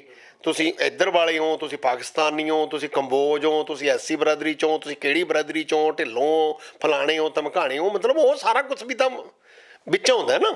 ਸੋ ਉਹ ਸਕੀਮਾਂ 'ਚ ਉਹ 'ਚ ਹਰੇਕ ਬੰਦੇ ਦਾ ਜਿੱਤਣਾ ਮੁਸ਼ਕਿਲ ਹੈ। ਤੇ ਜਿਹੜੀਆਂ ਪਾਰਟੀਆਂ ਕੋਲੇ ਸਮਰੱਥਾ ਹੁੰਦੀ ਹੈ, ਪੈਸਾ ਹੁੰਦੀ ਹੈ, ਉਹਨਾਂ ਨੂੰ ਪਤਾ ਹੁੰਦਾ ਕਿ ਇੱਦਾਂ ਬੰਦੇ ਜਿੱਤਣਗੇ, ਤੇ ਉਹ ਲੋਕਾਂ 'ਚ ਉਹ ਬੰਦੇ ਦਾ ਇਮੇਜ ਪਹਿਲਾਂ ਹੀ ਪੇਸ਼ ਹੋ ਜਾਂਦਾ ਕਿ ਇਹਨਾਂ 'ਚੋਂ ਜਾਂ ਆ ਜਿੱਤ ਸਕੂਗਾ ਜਾਂ ਆ ਜਿੱਤ ਸਕੂਗਾ। ਇਹ ਫਿਰ ਮੈਂ ਕਹਿਣਾ ਕਿ ਪੰਜਾਬੀਆਂ ਦੀ ਇੱਥੇ ਸਿਆਣਪ ਨਹੀਂ ਹੈਗੀ ਹਾਲੇ ਤੱਕ। ਉਹ ਇਹ ਗੱਲ ਨਹੀਂ ਸਿੱਖੇ ਵੀ ਅੱਜ ਨਹੀਂ ਜਿੱਤੂਗਾ ਆਪਾਂ ਤਾਂ ਡਿਆਲੋਜੀ ਨਾਲ ਖੜੇ ਹਾਂ, ਅੱਜ ਨਹੀਂ ਜਿੱਤੂਗਾ ਕੱਲ੍ਹ ਜਿੱਤੂਗੀ ਉਹ ਡਿਆਲੋਜੀ ਕੱਲ੍ਹ ਕੰਮ ਆਏਗੀ। ਲੇਕਿਨ ਪੰਜਾਬੀਆਂ ਦੀ ਇਹ ਪ੍ਰੋਬਲਮ ਹੈ। ਦੇਖੋ ਮੈਂ ਤੁਹਾਨੂੰ ਇਤਿਹਾਸ ਦਾ ਸਟੂਡੈਂਟ ਹਾਂ। ਮੈਂ ਬਾਬਾ ਬੰਦਾ ਸਿੰਘ ਬਹਾਦਰ ਨਾਲ ਜਦੋਂ ਲੋਕ ਲੱਗੇ, ਇਨਕਲਾਬ ਹੋਇਆ, ਉਹ ਉਦੋਂ ਹੀ ਲੱਗੇ ਜਦੋਂ ਉਹਨਾਂ ਨੂੰ ਲੱਗਿਆ ਵੀ ਹੁਣ ਮੁਗਲ ਰਾਜ ਢਾਹ ਲਿਆ ਜਾਊਗਾ। ਉਦੋਂ ਪਹਿਲਾਂ ਗੁਰੂ ਸਾਹਿਬ ਵੇਲੇ ਵੀ ਤਾਂ ਮਤਲਬ ਬਗਾਵਤ ਹੋ ਸਕਦੀ ਸੀ, ਉਦੋਂ ਵੀ ਤਾਂ ਕੁਛ ਹੋ ਸਕਦਾ ਸੀ। ਸੋ ਇਸ ਕਰਕੇ ਇਹ ਪੰਜਾਬੀਆਂ ਦਾ ਇੱਕ ਵਿਸ਼ੇਸ਼ ਕਰੈਕਟਰ ਮੈਂ ਮੰਨਦਾ ਕਿ ਜਿੰਨਾ ਚਿਰ ਉਹ ਆਪਣੇ ਪਰ ਤੋਲਦੇ ਨੇ, ਜਿੰਨਾ ਚਿਰ ਉਹਨਾਂ ਨੂੰ ਲੱਗਦਾ ਨਾ ਵੀ ਹਾਲੇ ਨਹੀਂ ਇਹ ਤੇ ਹਮਲਾ ਹੋਣਾ, ਉਹ ਵੇਟ ਕਰਦੇ ਆ। ਪੰਜਾਬੀਆਂ ਨੂੰ ਇੱਕ ਯਕੀਨ ਚਾਹੀਦਾ ਹੁੰਦਾ ਕਿ ਕਿੱਦਾਂ ਅਸੀਂ ਢਾਹ ਲੈਣਾ ਦੂਜੇ ਨੂੰ। ਤੇ ਇੱਕ ਦੂਜੀ ਗੱਲ ਇਹ ਦੱਸੋ ਕਿ 2017 ਦੇ ਵਿੱਚ ਜਦੋਂ ਤੋਂ ਕੈਪਟਨ ਸਰਕਾਰ ਆਈ ਹੈ, ਹੁਣ ਤੱਕ ਤੁਸੀਂ ਕਿੱਦਾਂ ਦੇਖਦੇ ਹੋ ਕਿ ਸਰਕਾਰ ਕਿੰਨੇ ਕੁ ਪਾਣੀ ਦੇ ਵਿੱਚ ਹੈ, ਤੇ ਉਹਦੇ ਬਾਰੇ ਕੀ ਕਹਿਣਾ ਚਾਹੋਗੇ? ਹਾਂ, ਦੋ ਤਰ੍ਹਾਂ ਦੀਆਂ ਗੱਲਾਂ ਨੇ। ਜੇ ਤਾਂ ਸਰਕਾਰ ਨੂੰ ਦੇਖੀਏ ਨਾ ਆਪਾਂ ਪਰਫਾਰਮੈਂਸ ਵਾਈਜ਼, ਜਿਹੜੀ ਸਰਕਾਰ ਬਣਦੀ ਰਹੀ ਹੈ, ਚਾਹੇ ਉਹ ਪਹਿਲੀ ਬਾਦਲ ਸਰਕਾਰ ਸੀ, ਫਿਰ ਦੂਜੀ ਬਾਦਲ ਬਣੀ, ਉਦੋਂ ਪਹਿਲਾਂ ਕੈਪਟਨ ਅਮਰਿੰਦਰ ਸਿੰਘ ਸੀ, ਹੁਣ ਫੇਰ ਕੈਪਟਨ ਅਮਰਿੰਦਰ ਸਿੰਘ ਹੈ। ਪਬਲਿਕ 'ਚ ਕਿਤੇ ਸਮੈਲ ਕਰਕੇ ਦੇਖੋ, ਤੁਸੀਂ ਵੀ ਪੱਤਰਕਾਰ ਹੋ, ਸਾਰੀ ਦੁਨੀਆ ਜਾਣਦੀ ਹੈ, ਕਰਪਸ਼ਨ ਦਿਨੋਂ ਦਿਨ ਵਧ ਰਹੀ ਹੈ। ਪਬਲਿਕ ਭਲਾਈ ਦਾ ਕੋਈ ਕੰਮ ਨਹੀਂ ਹੋ ਰਿਹਾ। 3 ਬੇਸਿਕ ਮੁੱਦੇ ਦੇਖੋ, ਵਿੱਦਿਆ ਦਾ ਮੁੱਦਾ ਬਿਲਕੁਲ ਜਿਹੜੀ ਪੁਰਾਣੀ ਸਰਕਾਰ ਹੈ ਉਸ ਤੋਂ ਵੀ ਉਹਦਾ ਗ੍ਰਾਫ ਨੀਚੇ ਚਲਾ ਗਿਆ। ਯੂਨੀਵਰਸਿਟੀਆਂ ਬੰਦ ਹੋਣ ਦੇ ਕਗਾਰ ਤੇ ਆ ਗਈਆਂ, ਕੋਈ ਪੈਸਾ ਦੇਣ ਬਾਰੇ ਉਹਨਾਂ ਨੂੰ ਨਹੀਂ ਸੋਚਿਆ ਜਾ ਰਿਹਾ। ਸਿਹਤ ਸੇਵਾਵਾਂ ਦਾ ਮੈਂ ਜਦੋਂ ਯੰਗ ਸੀ, ਰਜਿੰਦਰਾ ਹਸਪੀਟਲ ਦੀ ਕਿਸੇ ਵੇਲੇ ਚੜ੍ਹਾਈ ਸੀ, ਅੱਛਾ ਹਸਪੀਟਲ ਸੀ, ਕੋਈ ਨਹੀਂ ਜਾਂਦਾ ਹੁਣ ਉੱਥੇ। ਨਾ ਹੀ ਉੱਥੇ ਦਵਾਈ ਹੈ, ਨਾ ਹੀ ਗੌਜ਼ ਹੈ, ਨਾ ਟੀਕੇ ਨੇ। ਹਾਂ, ਡਾਕਟਰ ਹੈਗੇ ਨੇ, ਨੋ ਡਾਊਟ, ਹਾਲੇ ਵੀ ਟੈਲੈਂਟਡ ਡਾਕਟਰ ਹੈਗੇ ਨੇ ਉੱਥੇ, ਪ੍ਰਾਈਵੇਟ ਹਸਪੀਟਲ ਨਾਲੋਂ ਅੱਛੇ। ਮੇਰਾ ਇਹ ਵਿਚਾਰ ਹੈ। ਪਰ ਉਹ ਉਹਨਾਂ ਲਈ ਜਿਹੜਾ ਆਪਾਂ ਕਹਿੰਦੇ ਆ ਨਾ ਕਿ ਵਾਤਾਵਰਣ, ਜਾਂ ਤੁਸੀਂ ਉਹਨੂੰ ਇਹ ਕਹਿ ਲਓ ਇਨਫਰਾਸਟਰਕਚਰ ਕਹਿੰਦੇ ਅੰਗਰੇਜ਼ੀ 'ਚ ਅਸੀਂ, ਸਪੋਰਟਿੰਗ ਸਿਸਟਮ, ਉਹ ਨਹੀਂ ਹੈਗਾ ਉੱਥੇ ਕੋਈ, ਜਿਹਦੇ ਕਰਕੇ ਉਹ ਟੋਟਲੀ ਫੇਲ ਨੇ। ਹੈਲਥ ਪੱਖ ਤੋਂ ਫੇਲ ਹੋਏ ਹਾਂ ਅਸੀਂ, ਮਹਿੰਗਾਈ ਦੇ ਪੱਖ ਤੋਂ ਫੇਲ ਹੋਏ ਹਾਂ, ਗਰੀਬੀ ਦੇ ਪੱਖ ਤੋਂ ਬਿਲਕੁਲ ਫੇਲ ਹੋਏ ਹਾਂ, ਕਿਸਾਨੀ ਦੇ ਪੱਖ ਤੋਂ ਫੇਲ ਹੋਏ ਹਾਂ। ਮਤਲਬ ਜੇ ਤਾਂ ਸਰਕਾਰ ਨੂੰ ਇੱਦਾਂ ਰੇਟ ਕਰਨਾ ਹੈ, ਉਹਦੇ ਮੁਤਾਬਕ ਤਾਂ ਪਹਿਲਾਂ ਨਾਲੋਂ ਬਹੁਤ ਜ਼ਿਆਦਾ ਨਿਘਾਰ ਆਇਆ ਹੈ। ਜੇ ਤੁਸੀਂ ਇਹ ਕਹੀਏ ਆਪਾਂ ਵੀ ਉਹ ਸਰਕਾਰ ਦੀ ਪੋਲੀਟੀਕਲੀ ਫੇਰ ਜਿੱਤਣ ਦੀ ਸਮਰੱਥਾ ਹੈ ਕਿ ਨਹੀਂ, ਉਹਦਾ ਇੱਕੋ ਹੀ ਕਾਰਨ ਹੈ ਕਿ ਜਿਹੜਾ ਉਹਦਾ ਵਿਰੋਧੀ ਸੀ ਅਕਾਲੀ ਦਲ, ਉਹ ਬਹੁਤ ਜ਼ਿਆਦਾ ਵੀਕ ਹੋਇਆ। ਉਹ ਗੱਲ ਮੈਂ ਤੁਹਾਨੂੰ ਫੇਰ ਕਹਿਣਾ, ਲੋਕਾਂ ਨੇ ਫੇਰ ਦੇਖਣਾ ਵੀ ਜਿੱਤਣ ਵਾਲੀ ਕਿਹੜੀ ਪਾਰਟੀ ਹੈ। ਮਤਲਬ ਉਹ ਅਕਾਲੀ ਦਲ ਬਹੁਤ ਵੀਕ ਹੋਣ ਕਰਕੇ ਇਹਦਾ ਫਾਇਦਾ ਕਾਂਗਰਸ ਨੂੰ ਮਿਲ ਸਕਦਾ ਹੈ। ਬਾਕੀ ਜੇ ਪਰਫਾਰਮੈਂਸ ਬੇਸ ਤੇ ਤੁਸੀਂ ਕਹੋ ਵੀ ਕਾਂਗਰਸ ਦੁਬਾਰੇ ਆ ਜਾਏ, ਮੈਨੂੰ ਨਹੀਂ ਲੱਗਦਾ ਵੀ ਦੁਬਾਰੇ ਆਉਣ ਵਾਲੀ ਕੋਈ ਗੱਲ ਹੈ। ਲੋਕਾਂ 'ਚ ਇਹਦੇ ਖਿਲਾਫ ਵੀ ਰੋਸ ਬਹੁਤ ਹੈ, ਮਤਲਬ ਕਾਂਗਰਸ ਦੇ ਖਿਲਾਫ ਵੀ ਲੋਕਾਂ 'ਚ ਹੁਣ ਰੋਸ ਹੈ। ਪਰ ਉਹ ਰੋਸ ਪ੍ਰਗਟ ਕਰਨ ਲਈ ਸਿਚੁਏਸ਼ਨ ਬਣਦੀ ਹੈ ਕਿ ਨਹੀਂ ਬਣਦੀ, ਉਹ ਸਮਾਂ ਦੱਸੇਗਾ। ਜਿਹੜੀਆਂ ਤੁਸੀਂ ਬਾਕੀ ਜੇ ਆਪਾਂ ਸਿਆਸੀ ਪਾਰਟੀਆਂ ਜਾਂ ਸਿਆਸੀ ਲੋਕਾਂ ਨੂੰ ਦੇਖੀਏ, ਜਿਨ੍ਹਾਂ ਵਿੱਚ ਖਹਿਰਾ ਨੇ ਆਪਣੀ ਪਾਰਟੀ ਬਣਾਈ, ਆਮ ਆਦਮੀ ਪਾਰਟੀ ਦੇ ਵਿੱਚ ਰਹਿੰਦੇ ਆ, ਹੁਣ ਉਹਨਾਂ ਨੂੰ ਬਾਅਦ ਕੱਢ ਦਿੱਤਾ ਗਿਆ, ਫਿਰ ਉਹ ਆਪਣੀ ਪਾਰਟੀ ਬਣਾ ਕੇ ਬੈਠ ਗਏ। ਉਸ ਤੋਂ ਬਾਅਦ ਪਰਮਿੰਦਰ ਸਿੰਘ ਢੀਂਡਸਾ ਢਾੜਾ ਹੁਣ ਜਿਹੜਾ ਉਹ ਵੀ ਲਗਾਤਾਰ 2022 ਦੀਆਂ ਚੋਣਾਂ ਨੂੰ ਲੈ ਕੇ ਤਿਆਰੀ ਪੂਰੀ ਚੱਲ ਰਹੀ ਹੈ ਇਹਨਾਂ ਦੀ। ਨਵਜੋਤ ਸਿੰਘ ਸਿੱਧੂ ਕਾਂਗਰਸ ਦੇ ਵਿੱਚ ਰਹਿੰਦਿਆਂ ਹੀ ਉਹ ਆਪਣਾ ਝੰਡਾ ਬੁਲੰਦ ਕਰਦੇ ਨੇ, ਜਿੱਤੇਗਾ ਪੰਜਾਬ ਦੀ ਗੱਲ ਕਰਦੇ ਨੇ। ਇਹਨਾਂ ਸਾਰਿਆਂ ਨੂੰ ਤੁਸੀਂ 2022 ਦੇ ਸਮੀਕਰਨਾਂ ਵਿੱਚ ਕਿੱਦਾਂ ਦੇਖਦੇ ਹੋ ਕਿ ਲੱਗਦਾ ਕੋਈ ਪੰਜਾਬ ਦੇ ਵਿੱਚ ਕੋਈ ਇਹੋ ਜਿਹਾ ਬਦਲ ਜਾਂ ਕੋਈ ਇਹੋ ਜਿਹੀ ਤਬਦੀਲੀ ਆ ਸਕਦੀ ਹੈ, ਜਾਂ ਲੋਕ ਸਿਆਣੇ ਹੋ ਸਕਦੇ ਨੇ? ਮੈਨੂੰ ਜੋ ਮੁੱਖ ਰੂਪ 'ਚ ਅੱਜ ਲੱਗਦਾ ਹੈ, ਕਿਉਂਕਿ ਸਮਾਂ ਬੜਾ ਤੇਜ਼ੀ ਨਾਲ ਬਦਲਣਾ ਹੈ ਤੇ ਸਮੀਕਰਨ ਵੀ ਬਦਲਨੇ ਨੇ ਫਟਾਫਟ, ਅੱਜ ਦਿਖਾਈ ਇਹ ਦੇ ਰਿਹਾ ਹੈ ਕਿ ਕਾਂਗਰਸ ਇੱਕ ਮੁੱਖ ਪਾਰਟੀ ਰਹੇਗੀ। ਕਾਂਗਰਸ ਦੇ ਬਦਲ 'ਚ ਜਿਹੜੀ ਪਾਰਟੀ ਖੜੀ ਹੋਏਗੀ, ਉਹਦੇ ਵਿੱਚੋਂ ਬੀਜੇਪੀ ਤੇ ਸੁਖਦੇਵ ਸਿੰਘ ਢੀਂਡਸਾ, ਉਹਨਾਂ ਦਾ ਕੋਈ ਕੰਬੀਨੇਸ਼ਨ ਬਣਦਾ ਨਜ਼ਰ ਆ ਰਿਹਾ ਹੈ। ਸਿਰੇ ਚੜ੍ਹਦਾ ਨਹੀਂ ਚੜ੍ਹਦਾ ਮੈਂ ਨਹੀਂ ਕਹਿ ਸਕਦਾ। ਇਹ ਸਾਰਾ ਕੁਝ ਪਤਾ ਲੱਗੇਗਾ ਜੇਕਰ ਇਹ ਜੋ ਦਿਖਾਈ ਦੇ ਰਹੀ ਹੈ ਪਰਦੇ ਦੇ ਪਿੱਛੇ ਧੁੰਦਲੀ ਦਿਖਾਈ ਦੇ ਰਹੀ ਹੈ ਕਿ ਇੱਕ ਸਿਆਸਤ ਇੱਦਾਂ ਦੀ ਉਤਪੰਨ ਹੋ ਸਕਦੀ ਹੈ। ਉਹ ਹੋਏਗੀ ਤਾਂ ਜੇਕਰ SGPC ਦੀ ਇਲੈਕਸ਼ਨ ਪਹਿਲਾਂ ਕਰਵਾ ਲਈ ਜਾਵੇ, ਉਹਦੇ ਵਿੱਚ ਨਾਪਤੋਲ ਹੋ ਜਾਏਗਾ ਕਿ ਬਾਦਲ ਸਾਹਿਬ ਤੇ ਢੀਂਡਸੇ ਦੀ ਪੋਜੀਸ਼ਨ ਕੀ ਰਹਿੰਦੀ ਹੈ। ਕਿਉਂਕਿ ਬੀਜੇਪੀ ਹੋ ਸਕਦਾ ਇਹ ਕਰਵਾ ਲੇ, ਕਿਉਂਕਿ ਉਹਦਾ ਫਿਰ ਨਾਪਤੋਲ ਬੀਜੇਪੀ ਕਰ ਲੂਗੀ ਕਿ ਹੁਣ ਮੈਨੂੰ ਕਿਹੜੀ ਪਾਰਟੀ ਨਾਲ ਜਾਣ 'ਚ ਫਾਇਦਾ ਹੈ। ਜੇਕਰ ਇਹ ਜ਼ਰੂਰ ਹੈ ਕਿ ਜੇ SGPC ਦੀ ਇਲੈਕਸ਼ਨ ਜਨਰਲ ਇਲੈਕਸ਼ਨਾਂ ਤੋਂ, ਪੰਜਾਬ ਦੀ ਅਸੈਂਬਲੀ ਇਲੈਕਸ਼ਨਾਂ ਤੋਂ ਪਹਿਲਾਂ ਹੋ ਜਾਣ, ਇਹ ਸ਼ਰਤੀ ਹੈ। ਮੈਂ ਨਹੀਂ ਕਹਿ ਸਕਦਾ ਦਾਅਵੇ ਨਾਲ ਕਿ ਬਾਦਲ ਹਾਰ ਜਾਣਗੇ, ਪਰ ਇਹ ਸ਼ਰਤੀ ਹੈ ਕਿ ਜਿਵੇਂ ਪਹਿਲਾਂ 10% ਵਿਰੋਧੀ ਮੈਂਬਰ ਜਿੱਤਦੇ ਸੀ, ਹੋ ਸਕਦਾ 40% ਮਿਨੀਮਮ ਜਿੱਤਣ ਵਿਰੋਧੀ। ਹੋ ਸਕਦਾ 50 ਵੀ ਜਿੱਤ ਲੈਣ, ਬਾਦਲ ਹਾਰ ਵੀ ਜਾਣ, ਪਰ ਇਹ ਸ਼ਰਤੀ ਹੈ ਕਿ ਇੱਕ ਧੜਾ ਬਰਾਬਰ ਖੜਾ ਹੋਊਗਾ ਹੁਣ SGPC 'ਚ, ਚਾਹੇ ਉਹ ਵੱਖ-ਵੱਖ ਪਾਰਟੀਆਂ ਰਲਾ ਕੇ ਬਣ ਜਾਵੇ। ਮਤਲਬ ਚਾਹੇ ਉਹ ਫਰੰਟ ਵੀ ਨਾ ਬਣੇ, ਉੱਦਾਂ ਐਂਟੀ ਬਾਦਲ ਮੈਂਬਰ ਜਿੱਤ ਜਾਣ, ਬਾਅਦ 'ਚ ਇਕੱਠੇ ਹੋ ਜਾਣ, ਇਹਦੀ ਪੋਸੀਬਿਲਿਟੀ ਹੈ। ਦੂਸਰਾ, ਇਹਦੇ ਬਾਰੇ ਹਲੇ ਕਲੈਰਿਟੀ ਨਹੀਂ ਕਿ SGPC ਦੇ ਵਿੱਚ ਐਂਟੀ ਡਿਫੈਕਸ਼ਨ ਲਾ ਲੱਗੂਗਾ ਕਿ ਨਹੀਂ ਲੱਗੂਗਾ। ਜੇ ਨਹੀਂ ਲੱਗੂਗਾ, ਮੈਂ ਜਿੰਨਾ ਕੁ ਮੈਨੂੰ ਗਿਆਨ ਹੈ, ਪ੍ਰਤਾਪ ਸਿੰਘ ਕੈਰੋਂ ਜਦੋਂ ਮੁੱਖ ਮੰਤਰੀ ਸੀ ਨਾ, ਉਹਦੇ ਸਮੇਂ ਇਸ ਤਰ੍ਹਾਂ ਚੱਲਦਾ ਸੀ ਪਰਦੇ ਦੇ ਪਿੱਛੇ। ਕਾਂਗਰਸ ਵਾਲੇ ਵੀ ਆਪਦੀ ਐਸਜੀਪੀਸੀ ਬਣਾ ਜਾਂਦੇ ਸੀ। ਊਧਮ ਸਿੰਘ ਨਾਗੋਕੇ, ਮੋਹਨ ਸਿੰਘ ਨਾਗੋਕੇ ਇੱਦਾਂ ਦੇ ਪ੍ਰਧਾਨ ਬਣੇ ਨੇ ਜਿਹੜੇ ਕਾਂਗਰਸ ਦੀ ਸਪੋਰਟ ਨਾਲ ਬਣਦੇ ਰਹੇ ਨੇ। ਸੋ ਇੱਥੇ ਉਹ ਚਾਂਸ ਵੀ ਪਿਆ ਹੈ, ਜੇ ਸਰਕਾਰ ਪਹਿਲਾਂ ਬਣਦੀ ਹੈ ਨਾ, ਕਿ ਜ਼ਰੂਰੀ ਨਹੀਂ ਖਰੀਦੋ ਫਰੋਖਤ ਨਾਲ ਕੋਈ ਐਸਜੀਪੀਸੀ 'ਚ ਇਹਨਾਂ ਨੂੰ ਕੱਢ ਦੇਣ। ਤੇ ਜੇ ਐਸਜੀਪੀਸੀ 'ਚੋਂ ਬਾਦਲ ਦਲ ਨਿਕਲ ਜਾਂਦਾ ਹੈ ਤਾਂ ਮੈਨੂੰ ਲੱਗਦਾ ਹੈ ਕਿ ਜਿਹੜਾ ਇੱਕ ਹੋਰ ਨਵਾਂ ਅਕਾਲੀ ਦਲ ਮੇਰੀ ਸਮਝ ਮੁਤਾਬਕ ਇੱਕੋ ਹੀ ਰਹੇਗਾ। ਉੱਦਾਂ ਭਾਵੇਂ ਗਿਣਤੀ 'ਚ 17 ਬਣ ਜਾਣ, ਹੋਂਦ 'ਚ ਜਿਹੜਾ ਰੀਅਲੀ ਦਿਸੂਗਾ ਨਾ ਉਹ ਇੱਕੋ ਹੀ ਅਕਾਲੀ ਦਲ ਰਹੂਗਾ। ਜੇ ਕੋਈ ਅਕਾਲੀ ਦਲ ਮਰਜ ਕਰ ਜਾਂਦਾ ਜਿਵੇਂ ਢੀਂਡਸਾ ਕਹਿ ਲਓ, ਤਾਂ ਹੋ ਸਕਦਾ ਪੋਸੀਬਿਲਿਟੀ ਹੈਗੀ, ਉਹਨੂੰ ਵੀ ਫਾਇਦਾ ਹੋਏਗਾ। ਜਿਹੜੀ ਗੱਲ ਆਪਾਂ ਪਹਿਲਾਂ ਕਰੇ ਹਾਂ, ਕਿਉਂਕਿ ਇਹ ਦੋਨਾਂ ਦਾ ਜਿਹੜਾ ਵੋਟਰ ਹੈ ਨਾ ਉਹ ਸਾਂਝਾ ਨਹੀਂ ਹੈਗਾ। ਬੀਜੇਪੀ ਦਾ ਵੋਟਰ ਵੱਖਰਾ ਹੈ, ਅਕਾਲੀ ਦਲ ਦਾ ਜਾਂ ਸਿੱਖ ਵੋਟਰ ਹੈ ਜਿਹੜਾ ਉਹ ਵੱਖਰਾ ਹੈ। ਤੇ ਇਸ ਤਰ੍ਹਾਂ ਦਾ ਕੋਈ ਕੰਬੀਨੇਸ਼ਨ ਬਣ ਸਕਦਾ, ਇੱਕ ਪੋਸੀਬਿਲਿਟੀ ਪਈ ਹੈ। ਇੱਕ ਪੋਸੀਬਿਲਿਟੀ ਹੋਈ ਹੈ ਜਿਹੜੇ ਤੀਸਰੇ ਬਦਲ ਦੇ ਮੈਨੂੰ ਹਾਲ ਦੀ ਘੜੀ ਚਾਂਸ ਬਹੁਤ ਘੱਟ ਲੱਗਦੇ ਨੇ। ਉਹਦਾ ਕਾਰਨ ਇਹ ਹੈ ਕਿ ਇੱਕ ਸਮੇਂ 'ਚ ਜਿਹੜੀਆਂ ਉਹ CPI CPM 6-6 7-7 ਮੈਂਬਰਾਂ ਵਾਲੀਆਂ ਪਾਰਟੀਆਂ ਸੀ, ਉਹਨਾਂ ਦੀ ਹੋਂਦ ਖਤਮ ਹੋ ਗਈ। ਤੇ ਨਵਜੋਤ ਸਿੰਘ ਸਿੱਧੂ ਜਿਹੜਾ ਆਪਣਾ ਵੱਖਰਾ ਹੀ ਘੋੜਾ ਭਜਾਉਂਦੇ ਨੇ, ਉਹਨੂੰ ਲੈ ਕੇ ਕੀ ਕਹੋਗੇ? ਪਰਸਨਲੀ ਮੇਰੇ ਬਹੁਤ ਮਿੱਤਰ ਨੇ ਉਹ, ਪਰ ਨਵਜੋਤ ਸਿੰਘ ਸਿੱਧੂ ਬਾਰੇ ਮੈਂ ਤੁਹਾਨੂੰ ਇਹ ਕਹੂੰਗਾ ਕਿ ਨਵਜੋਤ ਸਿੰਘ ਸਿੱਧੂ ਨੂੰ ਕਲੀਅਰ ਹੋਣ ਦੀ ਲੋੜ ਹੈ ਸਿਆਸਤ 'ਚ। ਮਤਲਬ ਜਿਹੜਾ ਰੋਜ਼ ਕੋਈ ਬੰਦਾ ਕਲੇਮ ਕਰ ਲਵੇ, ਕਦੇ ਆਮ ਪਾਰਟੀ ਕਲੇਮ ਕਰ ਲੈਂਦੀ ਆ ਵੀ ਅਸੀਂ ਉਹਦਾ ਸਵਾਗਤ ਕਰਾਂਗੇ ਜੇ ਆਵੇ, ਕਦੀ ਕੋਈ ਹੋਰ ਪਾਰਟੀ ਸਵਾਗਤ ਕਰ ਲੈਂਦੀ ਆ ਉਹਦਾ ਵੀ ਜੇ ਸਾਡੇ ਵੱਲ ਆਵੇ, ਕਦੇ ਢੀਂਡਸਾ ਸਾਹਿਬ ਸਵਾਗਤ ਕਰ ਲੈਂਦੇ ਨੇ। ਇਹਦੇ ਨਾਲ ਨਵਜੋਤ ਸਿੰਘ ਸਿੱਧੂ ਦਾ ਇਮੇਜ ਖਰਾਬ ਹੁੰਦਾ ਹੈ। ਉਹਨੂੰ ਆਪ ਸਪਸ਼ਟ ਕਰਨਾ ਚਾਹੀਦਾ ਵੀ ਮੈਂ ਕਿੱਥੇ ਰਹੂੰਗਾ। ਜੇ ਉਹ ਆਪ ਸਪਸ਼ਟ ਨਹੀਂ ਕਰਦਾ, ਇਹਦਾ ਮਤਲਬ ਆਪਣੀ ਪਾਰਟੀ ਦਾ ਡਿਸਿਪਲਿਨ ਵੀ ਨਹੀਂ ਉਹ ਮੰਨ ਰਿਹਾ ਤੇ ਉਹ ਕਲੀਅਰ ਵੀ ਨਹੀਂ ਕਰ ਰਿਹਾ ਕਿ ਮੈਂ ਜਾਣਾ ਕਿੱਧਰ ਹੈ। ਜਿੱਥੇ ਵੀ ਉਹਨੇ ਜਾਣਾ ਹੈ ਉਹਨੂੰ ਸਮੇਂ ਸਿਰ, ਅਦਰਵਾਈਜ਼ ਕੀ ਹੋਊਗਾ ਜੇ ਉਹ ਬਾਅਦ 'ਚ ਗਿਆ ਵੀ, ਮੰਨ ਲਓ ਜੇ ਉਹ ਸਮੇਂ ਤੋਂ ਬਾਅਦ ਢੀਂਡਸਾ ਗਰੁੱਪ ਨਾਲ ਜਾਂਦਾ ਹੈ, CMਸ਼ਿਪ ਨਹੀਂ ਮਿਲੇਗੀ ਉਹਨੂੰ। ਤੇ ਜੇ ਉਹ ਛੱਡ ਕੇ ਕਿਸੇ ਆਮ ਆਦਮੀ ਪਾਰਟੀ ਨਾਲ ਜਾਂਦਾ ਹੈ, CMਸ਼ਿਪ ਨਹੀਂ ਮਿਲੇਗੀ। ਤੇ CM ਤੇ ਅਹੁਦੇ ਤੋਂ ਨੀਚੇ ਵਾਲੇ ਉਹਦੇ ਨਾਲ ਤਾਂ ਹੁਣ ਵੀ ਬਹੁਤ ਫਿੱਟ ਹੈ। ਫਿਰ ਉਹਨੂੰ ਕਲੀਅਰ ਹੋਣਾ ਚਾਹੀਦਾ ਕਿ ਮੇਰਾ ਟਾਰਗੇਟ ਕੀ ਹੈ। ਜੇ ਉਹਦਾ ਟਾਰਗੇਟ ਇਹੀ ਹੈ ਕਿ ਓਨਲੀ ਐਂਡ ਓਨਲੀ CMਸ਼ਿਪ, ਫਿਰ ਉਹ ਜਾਂ ਕਾਂਗਰਸ 'ਚ ਸਟਰਗਲ ਕਰੇ ਜਾਂ ਬਾਹਰ ਆਪਣੀ ਪੋਜੀਸ਼ਨ ਕਲੀਅਰ ਕਰ ਦੇਵੇ, ਜਾਂ ਕਾਂਗਰਸ 'ਚ ਆਪਦਾ ਵਿਦਿਨ ਦੀ ਪਾਰਟੀ ਰਹਿ ਕੇ ਕਲੀਅਰ ਕੱਟ ਆਪਦੇ ਆਪ ਨੂੰ ਉਠਾਵੇ ਕਿ ਦੇਖੋ ਮੈਂ ਪਾਰਟੀ 'ਚ ਕੰਮ ਕਰ ਰਿਹਾ, ਮੈਂ CM ਦਾ ਦਾਅਵੇਦਾਰ ਹਾਂ, ਕੱਲ੍ਹ ਨੂੰ ਦਾਅਵੇਦਾਰ ਹਾਂ, ਹੁਣ ਦਾਅਵੇਦਾਰ ਹਾਂ, ਇਹ ਤੁਸੀਂ ਤੈਅ ਕਰਨਾ ਕਦੋਂ ਆ। ਫਿਰ ਉਹ ਉਸ ਤਰ੍ਹਾਂ ਕੰਮ ਕਰੇ। ਮੇਰੀ ਪਰਸਨਲ ਰਾਏ ਇਹ ਹੈ ਕਿ ਨਵਜੋਤ ਸਿੰਘ ਸਿੱਧੂ ਇੱਥੇ ਥੋੜ੍ਹੀ ਜਿਹੀ ਮਾਰ ਖਾ ਰਹੇ ਨੇ ਕਿ ਉਹਨਾਂ ਨੂੰ ਆਪ ਜਿਹੜਾ ਉਹ ਚੁੱਪ ਕਰ ਜਾਂਦੇ ਨੇ ਨਾ ਲੰਮੇ ਸਮੇਂ ਲਈ, ਲੋਕ ਉਹਨਾਂ ਬਾਰੇ ਕੋਈ ਬਿਆਨ ਦਿੰਦੇ ਨੇ, ਫਿਰ ਉਹਨਾਂ ਦੀਆਂ ਕਈ ਪਰਿਭਾਸ਼ਾਵਾਂ ਜਿਹੜੀਆਂ ਬਣਦੀਆਂ ਨੇ, ਕਈ ਤਰ੍ਹਾਂ ਨੂੰ ਉਹਨੂੰ ਇੰਟਰਪ੍ਰੀਟ ਕੀਤਾ ਜਾਂਦਾ ਹੈ, ਜਿਹੜਾ ਮੇਰੇ ਮੁਤਾਬਕ ਉਹਨਾਂ ਲਈ ਇਹ ਨੁਕਸਾਨਦਾਇਕ ਹੈ। ਅਦਰਵਾਈਜ਼ ਨਵਜੋਤ ਸਿੰਘ ਸਿੱਧੂ ਦਾ ਇਮੇਜ ਹਾਲੇ ਵੀ ਮਤਲਬ ਉਹ ਕਰਾਊਡ ਪੁੱਲਰ ਹੈ, ਬਹੁਤ ਇਕੱਠ ਕਰ ਸਕਦਾ ਹੈ, ਲੋਕ ਉਹਨੂੰ ਪਸੰਦ ਕਰਦੇ ਨੇ। ਉਹਦਾ ਕਾਰਨ ਇਹੀ ਹੈ ਕਿ ਉਹ 'ਤੇ ਹਾਲੇ ਕੋਈ ਇੱਦਾਂ ਦੇ ਪਾਰਟੀ ਦੇ ਵਿੱਚ ਮੰਤਰੀ ਰਹਿੰਦੇ ਹੋਏ ਕੋਈ ਮਾੜਾ ਐਲੀਗੇਸ਼ਨ ਉੱਤੇ ਲੱਗਿਆ ਨਹੀਂ।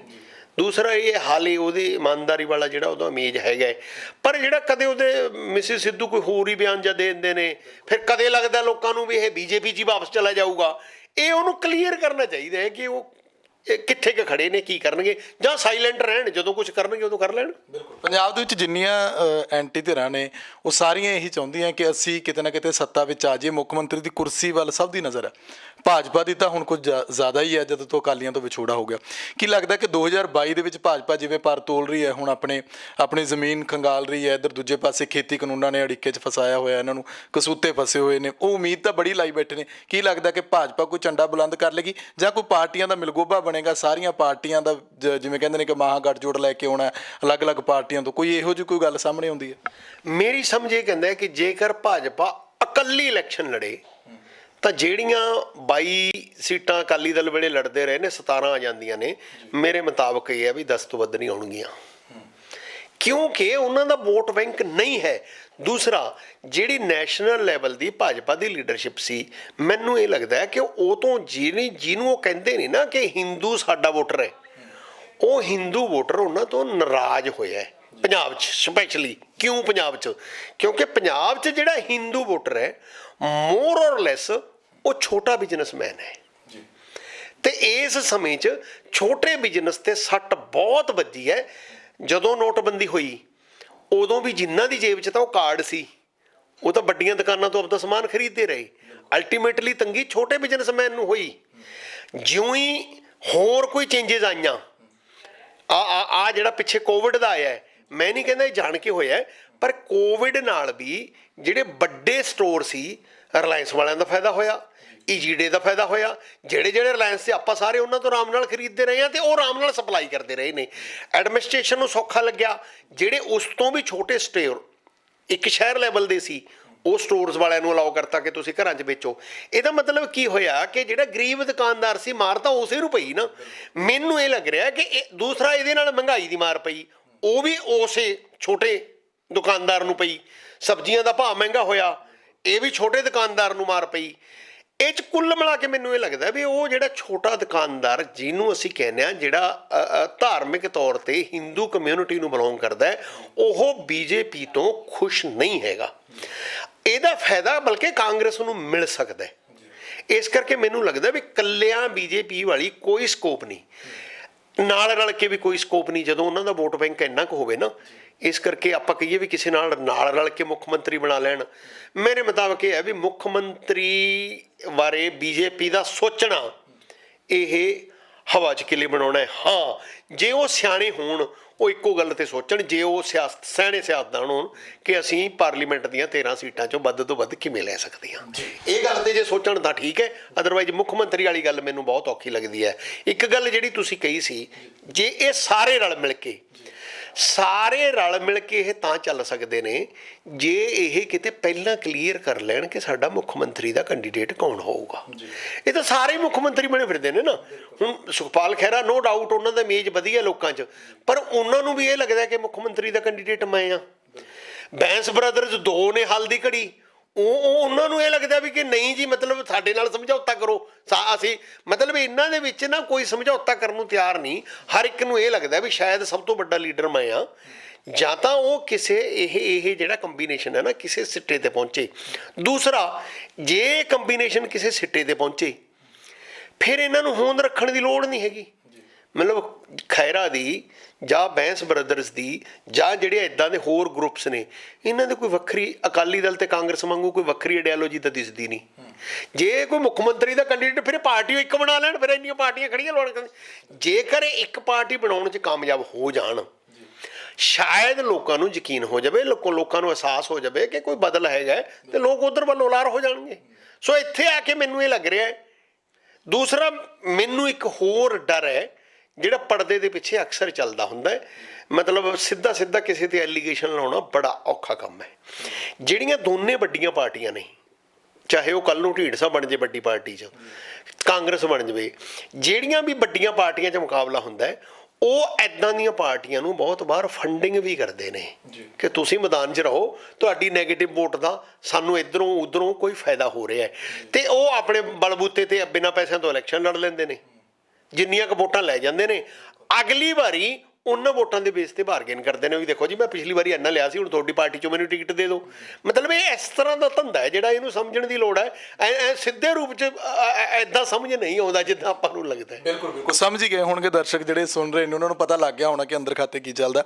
ਆਪਾਂ ਅਖੀਰ ਵਿੱਚ ਜੇ ਪੰਜਾਬੀਆਂ ਨੂੰ ਆਪਣੀ ਸੋਚ ਬਦਲਣ ਦੀ ਜ਼ਰੂਰਤ ਹੈ ਤਾਂ ਉਹ ਕਿਸ ਤਰੀਕੇ ਦੇ ਨਾਲ ਜਿਹੜਾ ਉਹ ਵੋਟ ਦਾ ਟ੍ਰੈਂਡ ਚੇਂਜ ਕਰ ਸਕਦੇ ਨੇ, ਕਿਸ ਤਰੀਕੇ ਨਾਲ ਸਰਕਾਰਾਂ ਬਦਲ ਸਕਦੇ ਨੇ, ਕੀ ਹੋਰ ਜਿਹੜਾ ਤੁਸੀਂ ਕਹਿੰਦੇ ਕਿ 10-20 ਸਾਲ ਤਕਰੀਬਨ ਹਾਲੇ ਲੱਗਣਗੇ ਇਹਨਾਂ ਚੀਜ਼ਾਂ ਨੂੰ ਸਮਝਣ ਦੇ ਲਈ। ਬਾਹਰਲੇ ਮੁਲਕਾਂ 'ਚ ਬੈਠੇ ਪੰਜਾਬੀ ਬੜੀ ਆਸ ਲਾਈ ਬੈਠੇ ਨੇ ਵੀ ਸ਼ਾਇਦ ਜਿਵੇਂ ਪਿਛਲੀ ਵਾਰ ਆਮ ਆਦਮੀ ਪਾਰਟੀ 'ਤੇ ਬੜਾ ਜ਼ੋਰ ਲਾਤਾ ਫੋਨ ਕਰਕੇ ਉੱਥੋਂ ਬਾਹਰੋਂ ਆ ਕੇ ਵੋਟਾਂ ਪਾ ਦਿੱਤੀਆਂ ਕਿ ਸ਼ਾਇਦ ਪੰਜਾਬ 'ਚ ਕੁਝ ਤਬਦੀਲ ਹੋ ਜੇ, ਪਰ ਗੱਲ ਬਣੀ ਨਹੀਂ। ਕੀ ਲੱਗਦਾ ਕਿ 2022 ਦੇ ਵਿੱਚ ਇਹੋ ਜਿਹਾ ਕੀ ਮਾਨਸਿਕਤਾ ਹੋਣੀ ਚਾਹੀਦੀ ਲੋਕਾਂ ਦੀ, ਕੀ ਪੰਜਾਬੀਆਂ ਨੂੰ ਸੋਚਣਾ ਚਾਹੀਦਾ ਹੈ, ਜਾਂ ਕਿਹੜੇ ਵੋਟਰ ਜਿਹੜੇ ਨੇ ਉਹ ਪ੍ਰਭਾਵਿਤ ਕਰ ਸਕਦੇ ਨੇ, ਕਿਵੇਂ ਪ੍ਰਭਾਵਿਤ ਕਰ ਸਕਦੇ ਨੇ?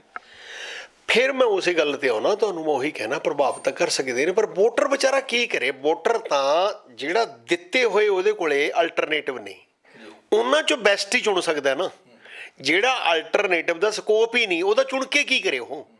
ਮਤਲਬ ਚਾਹੀਦਾ ਤਾਂ ਇਹ ਹੈ ਕਿ ਜਿਹੜਾ ਜਾਂ ਤਾਂ ਇੱਕ ਨਵੀਂ ਲਹਿਰ ਉੱਠੇ, ਜਿਵੇਂ ਹੁਣ ਕਿਸਾਨੀ ਦੀ ਲਹਿਰ ਉੱਠੀ ਹੈ।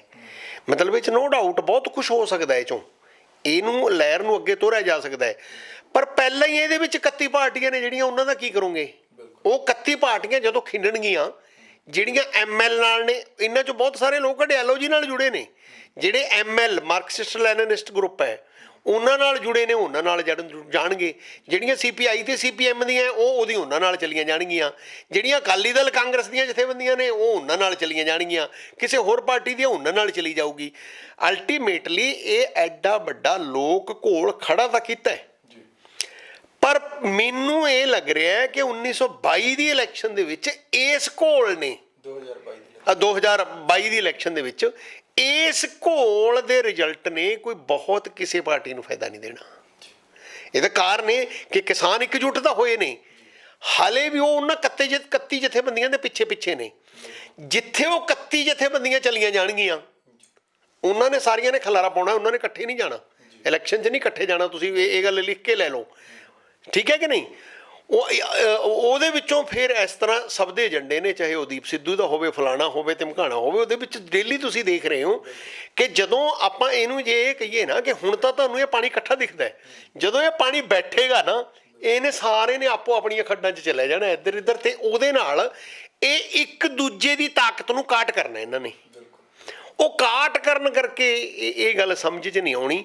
ਇਸ ਮੂਵਮੈਂਟ ਨੇ ਲੋਕਾਂ 'ਚ ਜਾਗਰਤੀ ਜ਼ਰੂਰ ਲਿਆਉਣੀ ਹੈ, ਪਰ ਮੈਨੂੰ ਇਹ ਲੱਗ ਰਿਹਾ ਕਿ 2022 ਦੀ ਇਲੈਕਸ਼ਨ 'ਚ ਕੋਈ ਬਹੁਤ ਵੱਡਾ ਕ੍ਰਾਂਤੀਕਾਰੀ ਕੰਮ ਇਹਨੇ ਸ਼ਾਇਦ ਨਹੀਂ ਕਰਨਾ, ਕਿਉਂਕਿ ਜਿਹੜੇ ਸਾਡੇ ML ਵਾਲੇ ਨੇ, ਜਿਹੜੀਆਂ ਮੋਹਰੀ ਪਾਰਟੀਆਂ ਨੇ ਜਿਹੜੀਆਂ ਇਸ ਸੰਘਰਸ਼ ਨੂੰ ਲੀਡ ਕਰ ਰਹੀਆਂ, ਦਰਸ਼ਨਪਾਲ ਹੋਣੀ, ਉਹਨਾਂ ਦੇ ਗਰੁੱਪਾਂ ਦਾ ਤਾਂ ਹਾਲੇ ਤੱਕ ਇਹ ਹੈ ਵੀ ਉਹਨਾਂ ਨੇ ਇਲੈਕਸ਼ਨ 'ਚ ਪਾਰਟੀਸਪੇਟ ਹੀ ਨਹੀਂ ਕਰਨਾ। ਤੇ ਇਲੈਕਸ਼ਨ ਤਕਰੀਬਨ ਸਾਰੀਆਂ ਕਿਸਾਨ ਜਥੇਬੰਦੀਆਂ ਇਹੀ ਗੱਲ ਕਹਿੰਦੀਆਂ ਕਿ ਅਸੀਂ ਤਾਂ ਜਾਣਾ ਹੀ ਨਹੀਂ ਕਹਿੰਦੇ ਇਲੈਕਸ਼ਨ। ਜਿਹੜੀਆਂ ML ਵਾਲੀਆਂ ਨੇ, ਜਿਹੜੀਆਂ CPI CPM ਨਾਲ ਨੇ, ਉਹ ਪਹਿਲਾਂ ਵੀ ਜਾਂਦੀਆਂ ਨੇ। ਉਹ ਤਾਂ CPI CPM ਜਾਂਦੀ ਹੈ ਨਾ, ਕਿਸਾਨ ਜਥੇਬੰਦੀ ਦੇ ਤੌਰ ਤੇ ਨਹੀਂ ਜਾਣਾ, ਤੇ ਉਹ ਉਹਨਾਂ ਨੇ ਉਹਨਾਂ ਦੇ ਪਿੱਛੇ ਹੋ ਲੈਣਾ ਉਹਦੀ। ਸੋ ਇਸ ਕਰਕੇ ਇਹਦੇ ਵਿੱਚੋਂ ਨੋ ਡਾਊਟ ਸਰਕਾਰ ਤੇ ਇੱਕ ਵੱਡਾ ਪ੍ਰੈਸ਼ਰ ਹੈ। ਇਹਦਾ ਇੱਕ ਜਿਹੜਾ ਨੁਕਸਾਨ ਹੋ ਸਕਦਾ ਹੈ ਉਹ ਇਹ ਹੈ ਕਿ ਇਹਨਾਂ ਨੇ BJP ਦੀ ਨੈਗੇਟਿਵ ਪਰਫਾਰਮੈਂਸ ਹੈ, ਜਿਹੜੀ BJP ਦਾ ਜਿਹੜਾ ਮਾੜਾ ਵਤੀਰਾ ਹੈ, ਉਹਨੂੰ ਬਹੁਤ ਉਭਾਰਿਆ। ਹੋ ਸਕਦਾ ਲੋਕਾਂ ਦੇ ਵਿੱਚ BJP ਦੇ ਅਗੇਂਸਟ ਗੁੱਸਾ ਇਹਦੇ ਨਾਲ ਪੈਦਾ ਹੋਵੇ, ਓਨਾ ਕੁ ਅਸਰ ਤੁਹਾਨੂੰ 2022 ਦੀ ਇਲੈਕਸ਼ਨ 'ਚ ਦਿਖਾਈ ਦੇਵੇ, ਇਹ ਮੈਨੂੰ ਜ਼ਰੂਰ ਲੱਗਦਾ ਹੈ। ਅਦਰਵਾਈਜ਼ ਜਥੇਬੰਦਕ ਤਰੀਕੇ ਨਾਲ ਜਿਵੇਂ ਆਪਾਂ ਕਹੀਏ ਵੀ ਇਹ ਪੂਰੇ ਦਾ ਪੂਰਾ ਕਿਸੇ ਇੱਕ ਥਾਂ ਚਲਾ ਜਾਏਗਾ ਜਾਂ ਵੱਡੇ ਰਿਜ਼ਲਟ ਦੇਗਾ, ਮੈਨੂੰ ਨਹੀਂ ਲੱਗਦਾ ਅੱਜ ਦੀ ਘੜੀ ਇਹ। ਜੀ ਸ਼ੁਕਰੀਆ ਸਰ, ਧੰਨਵਾਦ। ਸੋ ਸਾਡੇ ਨਾਲ ਮੌਜੂਦ ਸਨ ਉੱਘੇ ਸਿਆਸੀ ਮਾਹਰ ਰਣ ਸਿੰਘ ਧਾਲੀਵਾਲ, ਜਿਨ੍ਹਾਂ ਨੇ ਬੜੀ ਬੇਬਾਕੀ ਦੇ ਨਾਲ ਪੰਜਾਬ ਦੇ ਸਿਆਸੀ ਸਮੀਕਰਨਾਂ ਦੇ ਉੱਤੇ ਆਪਣੇ ਵਿਚਾਰ ਰੱਖੇ ਨੇ। ਤੁਹਾਡਾ ਇਸ ਬਾਰੇ ਕੀ ਕਹਿਣਾ ਹੈ, ਕਮੈਂਟ ਕਰਕੇ ਜ਼ਰੂਰ ਦੱਸਿਓ। ਲੋਕਰੰਜ ਚੈਨਲ ਪੰਜਾਬੀ ਨੂੰ ਸਬਸਕ੍ਰਾਈਬ ਕਰੋ। ਧੰਨਵਾਦ।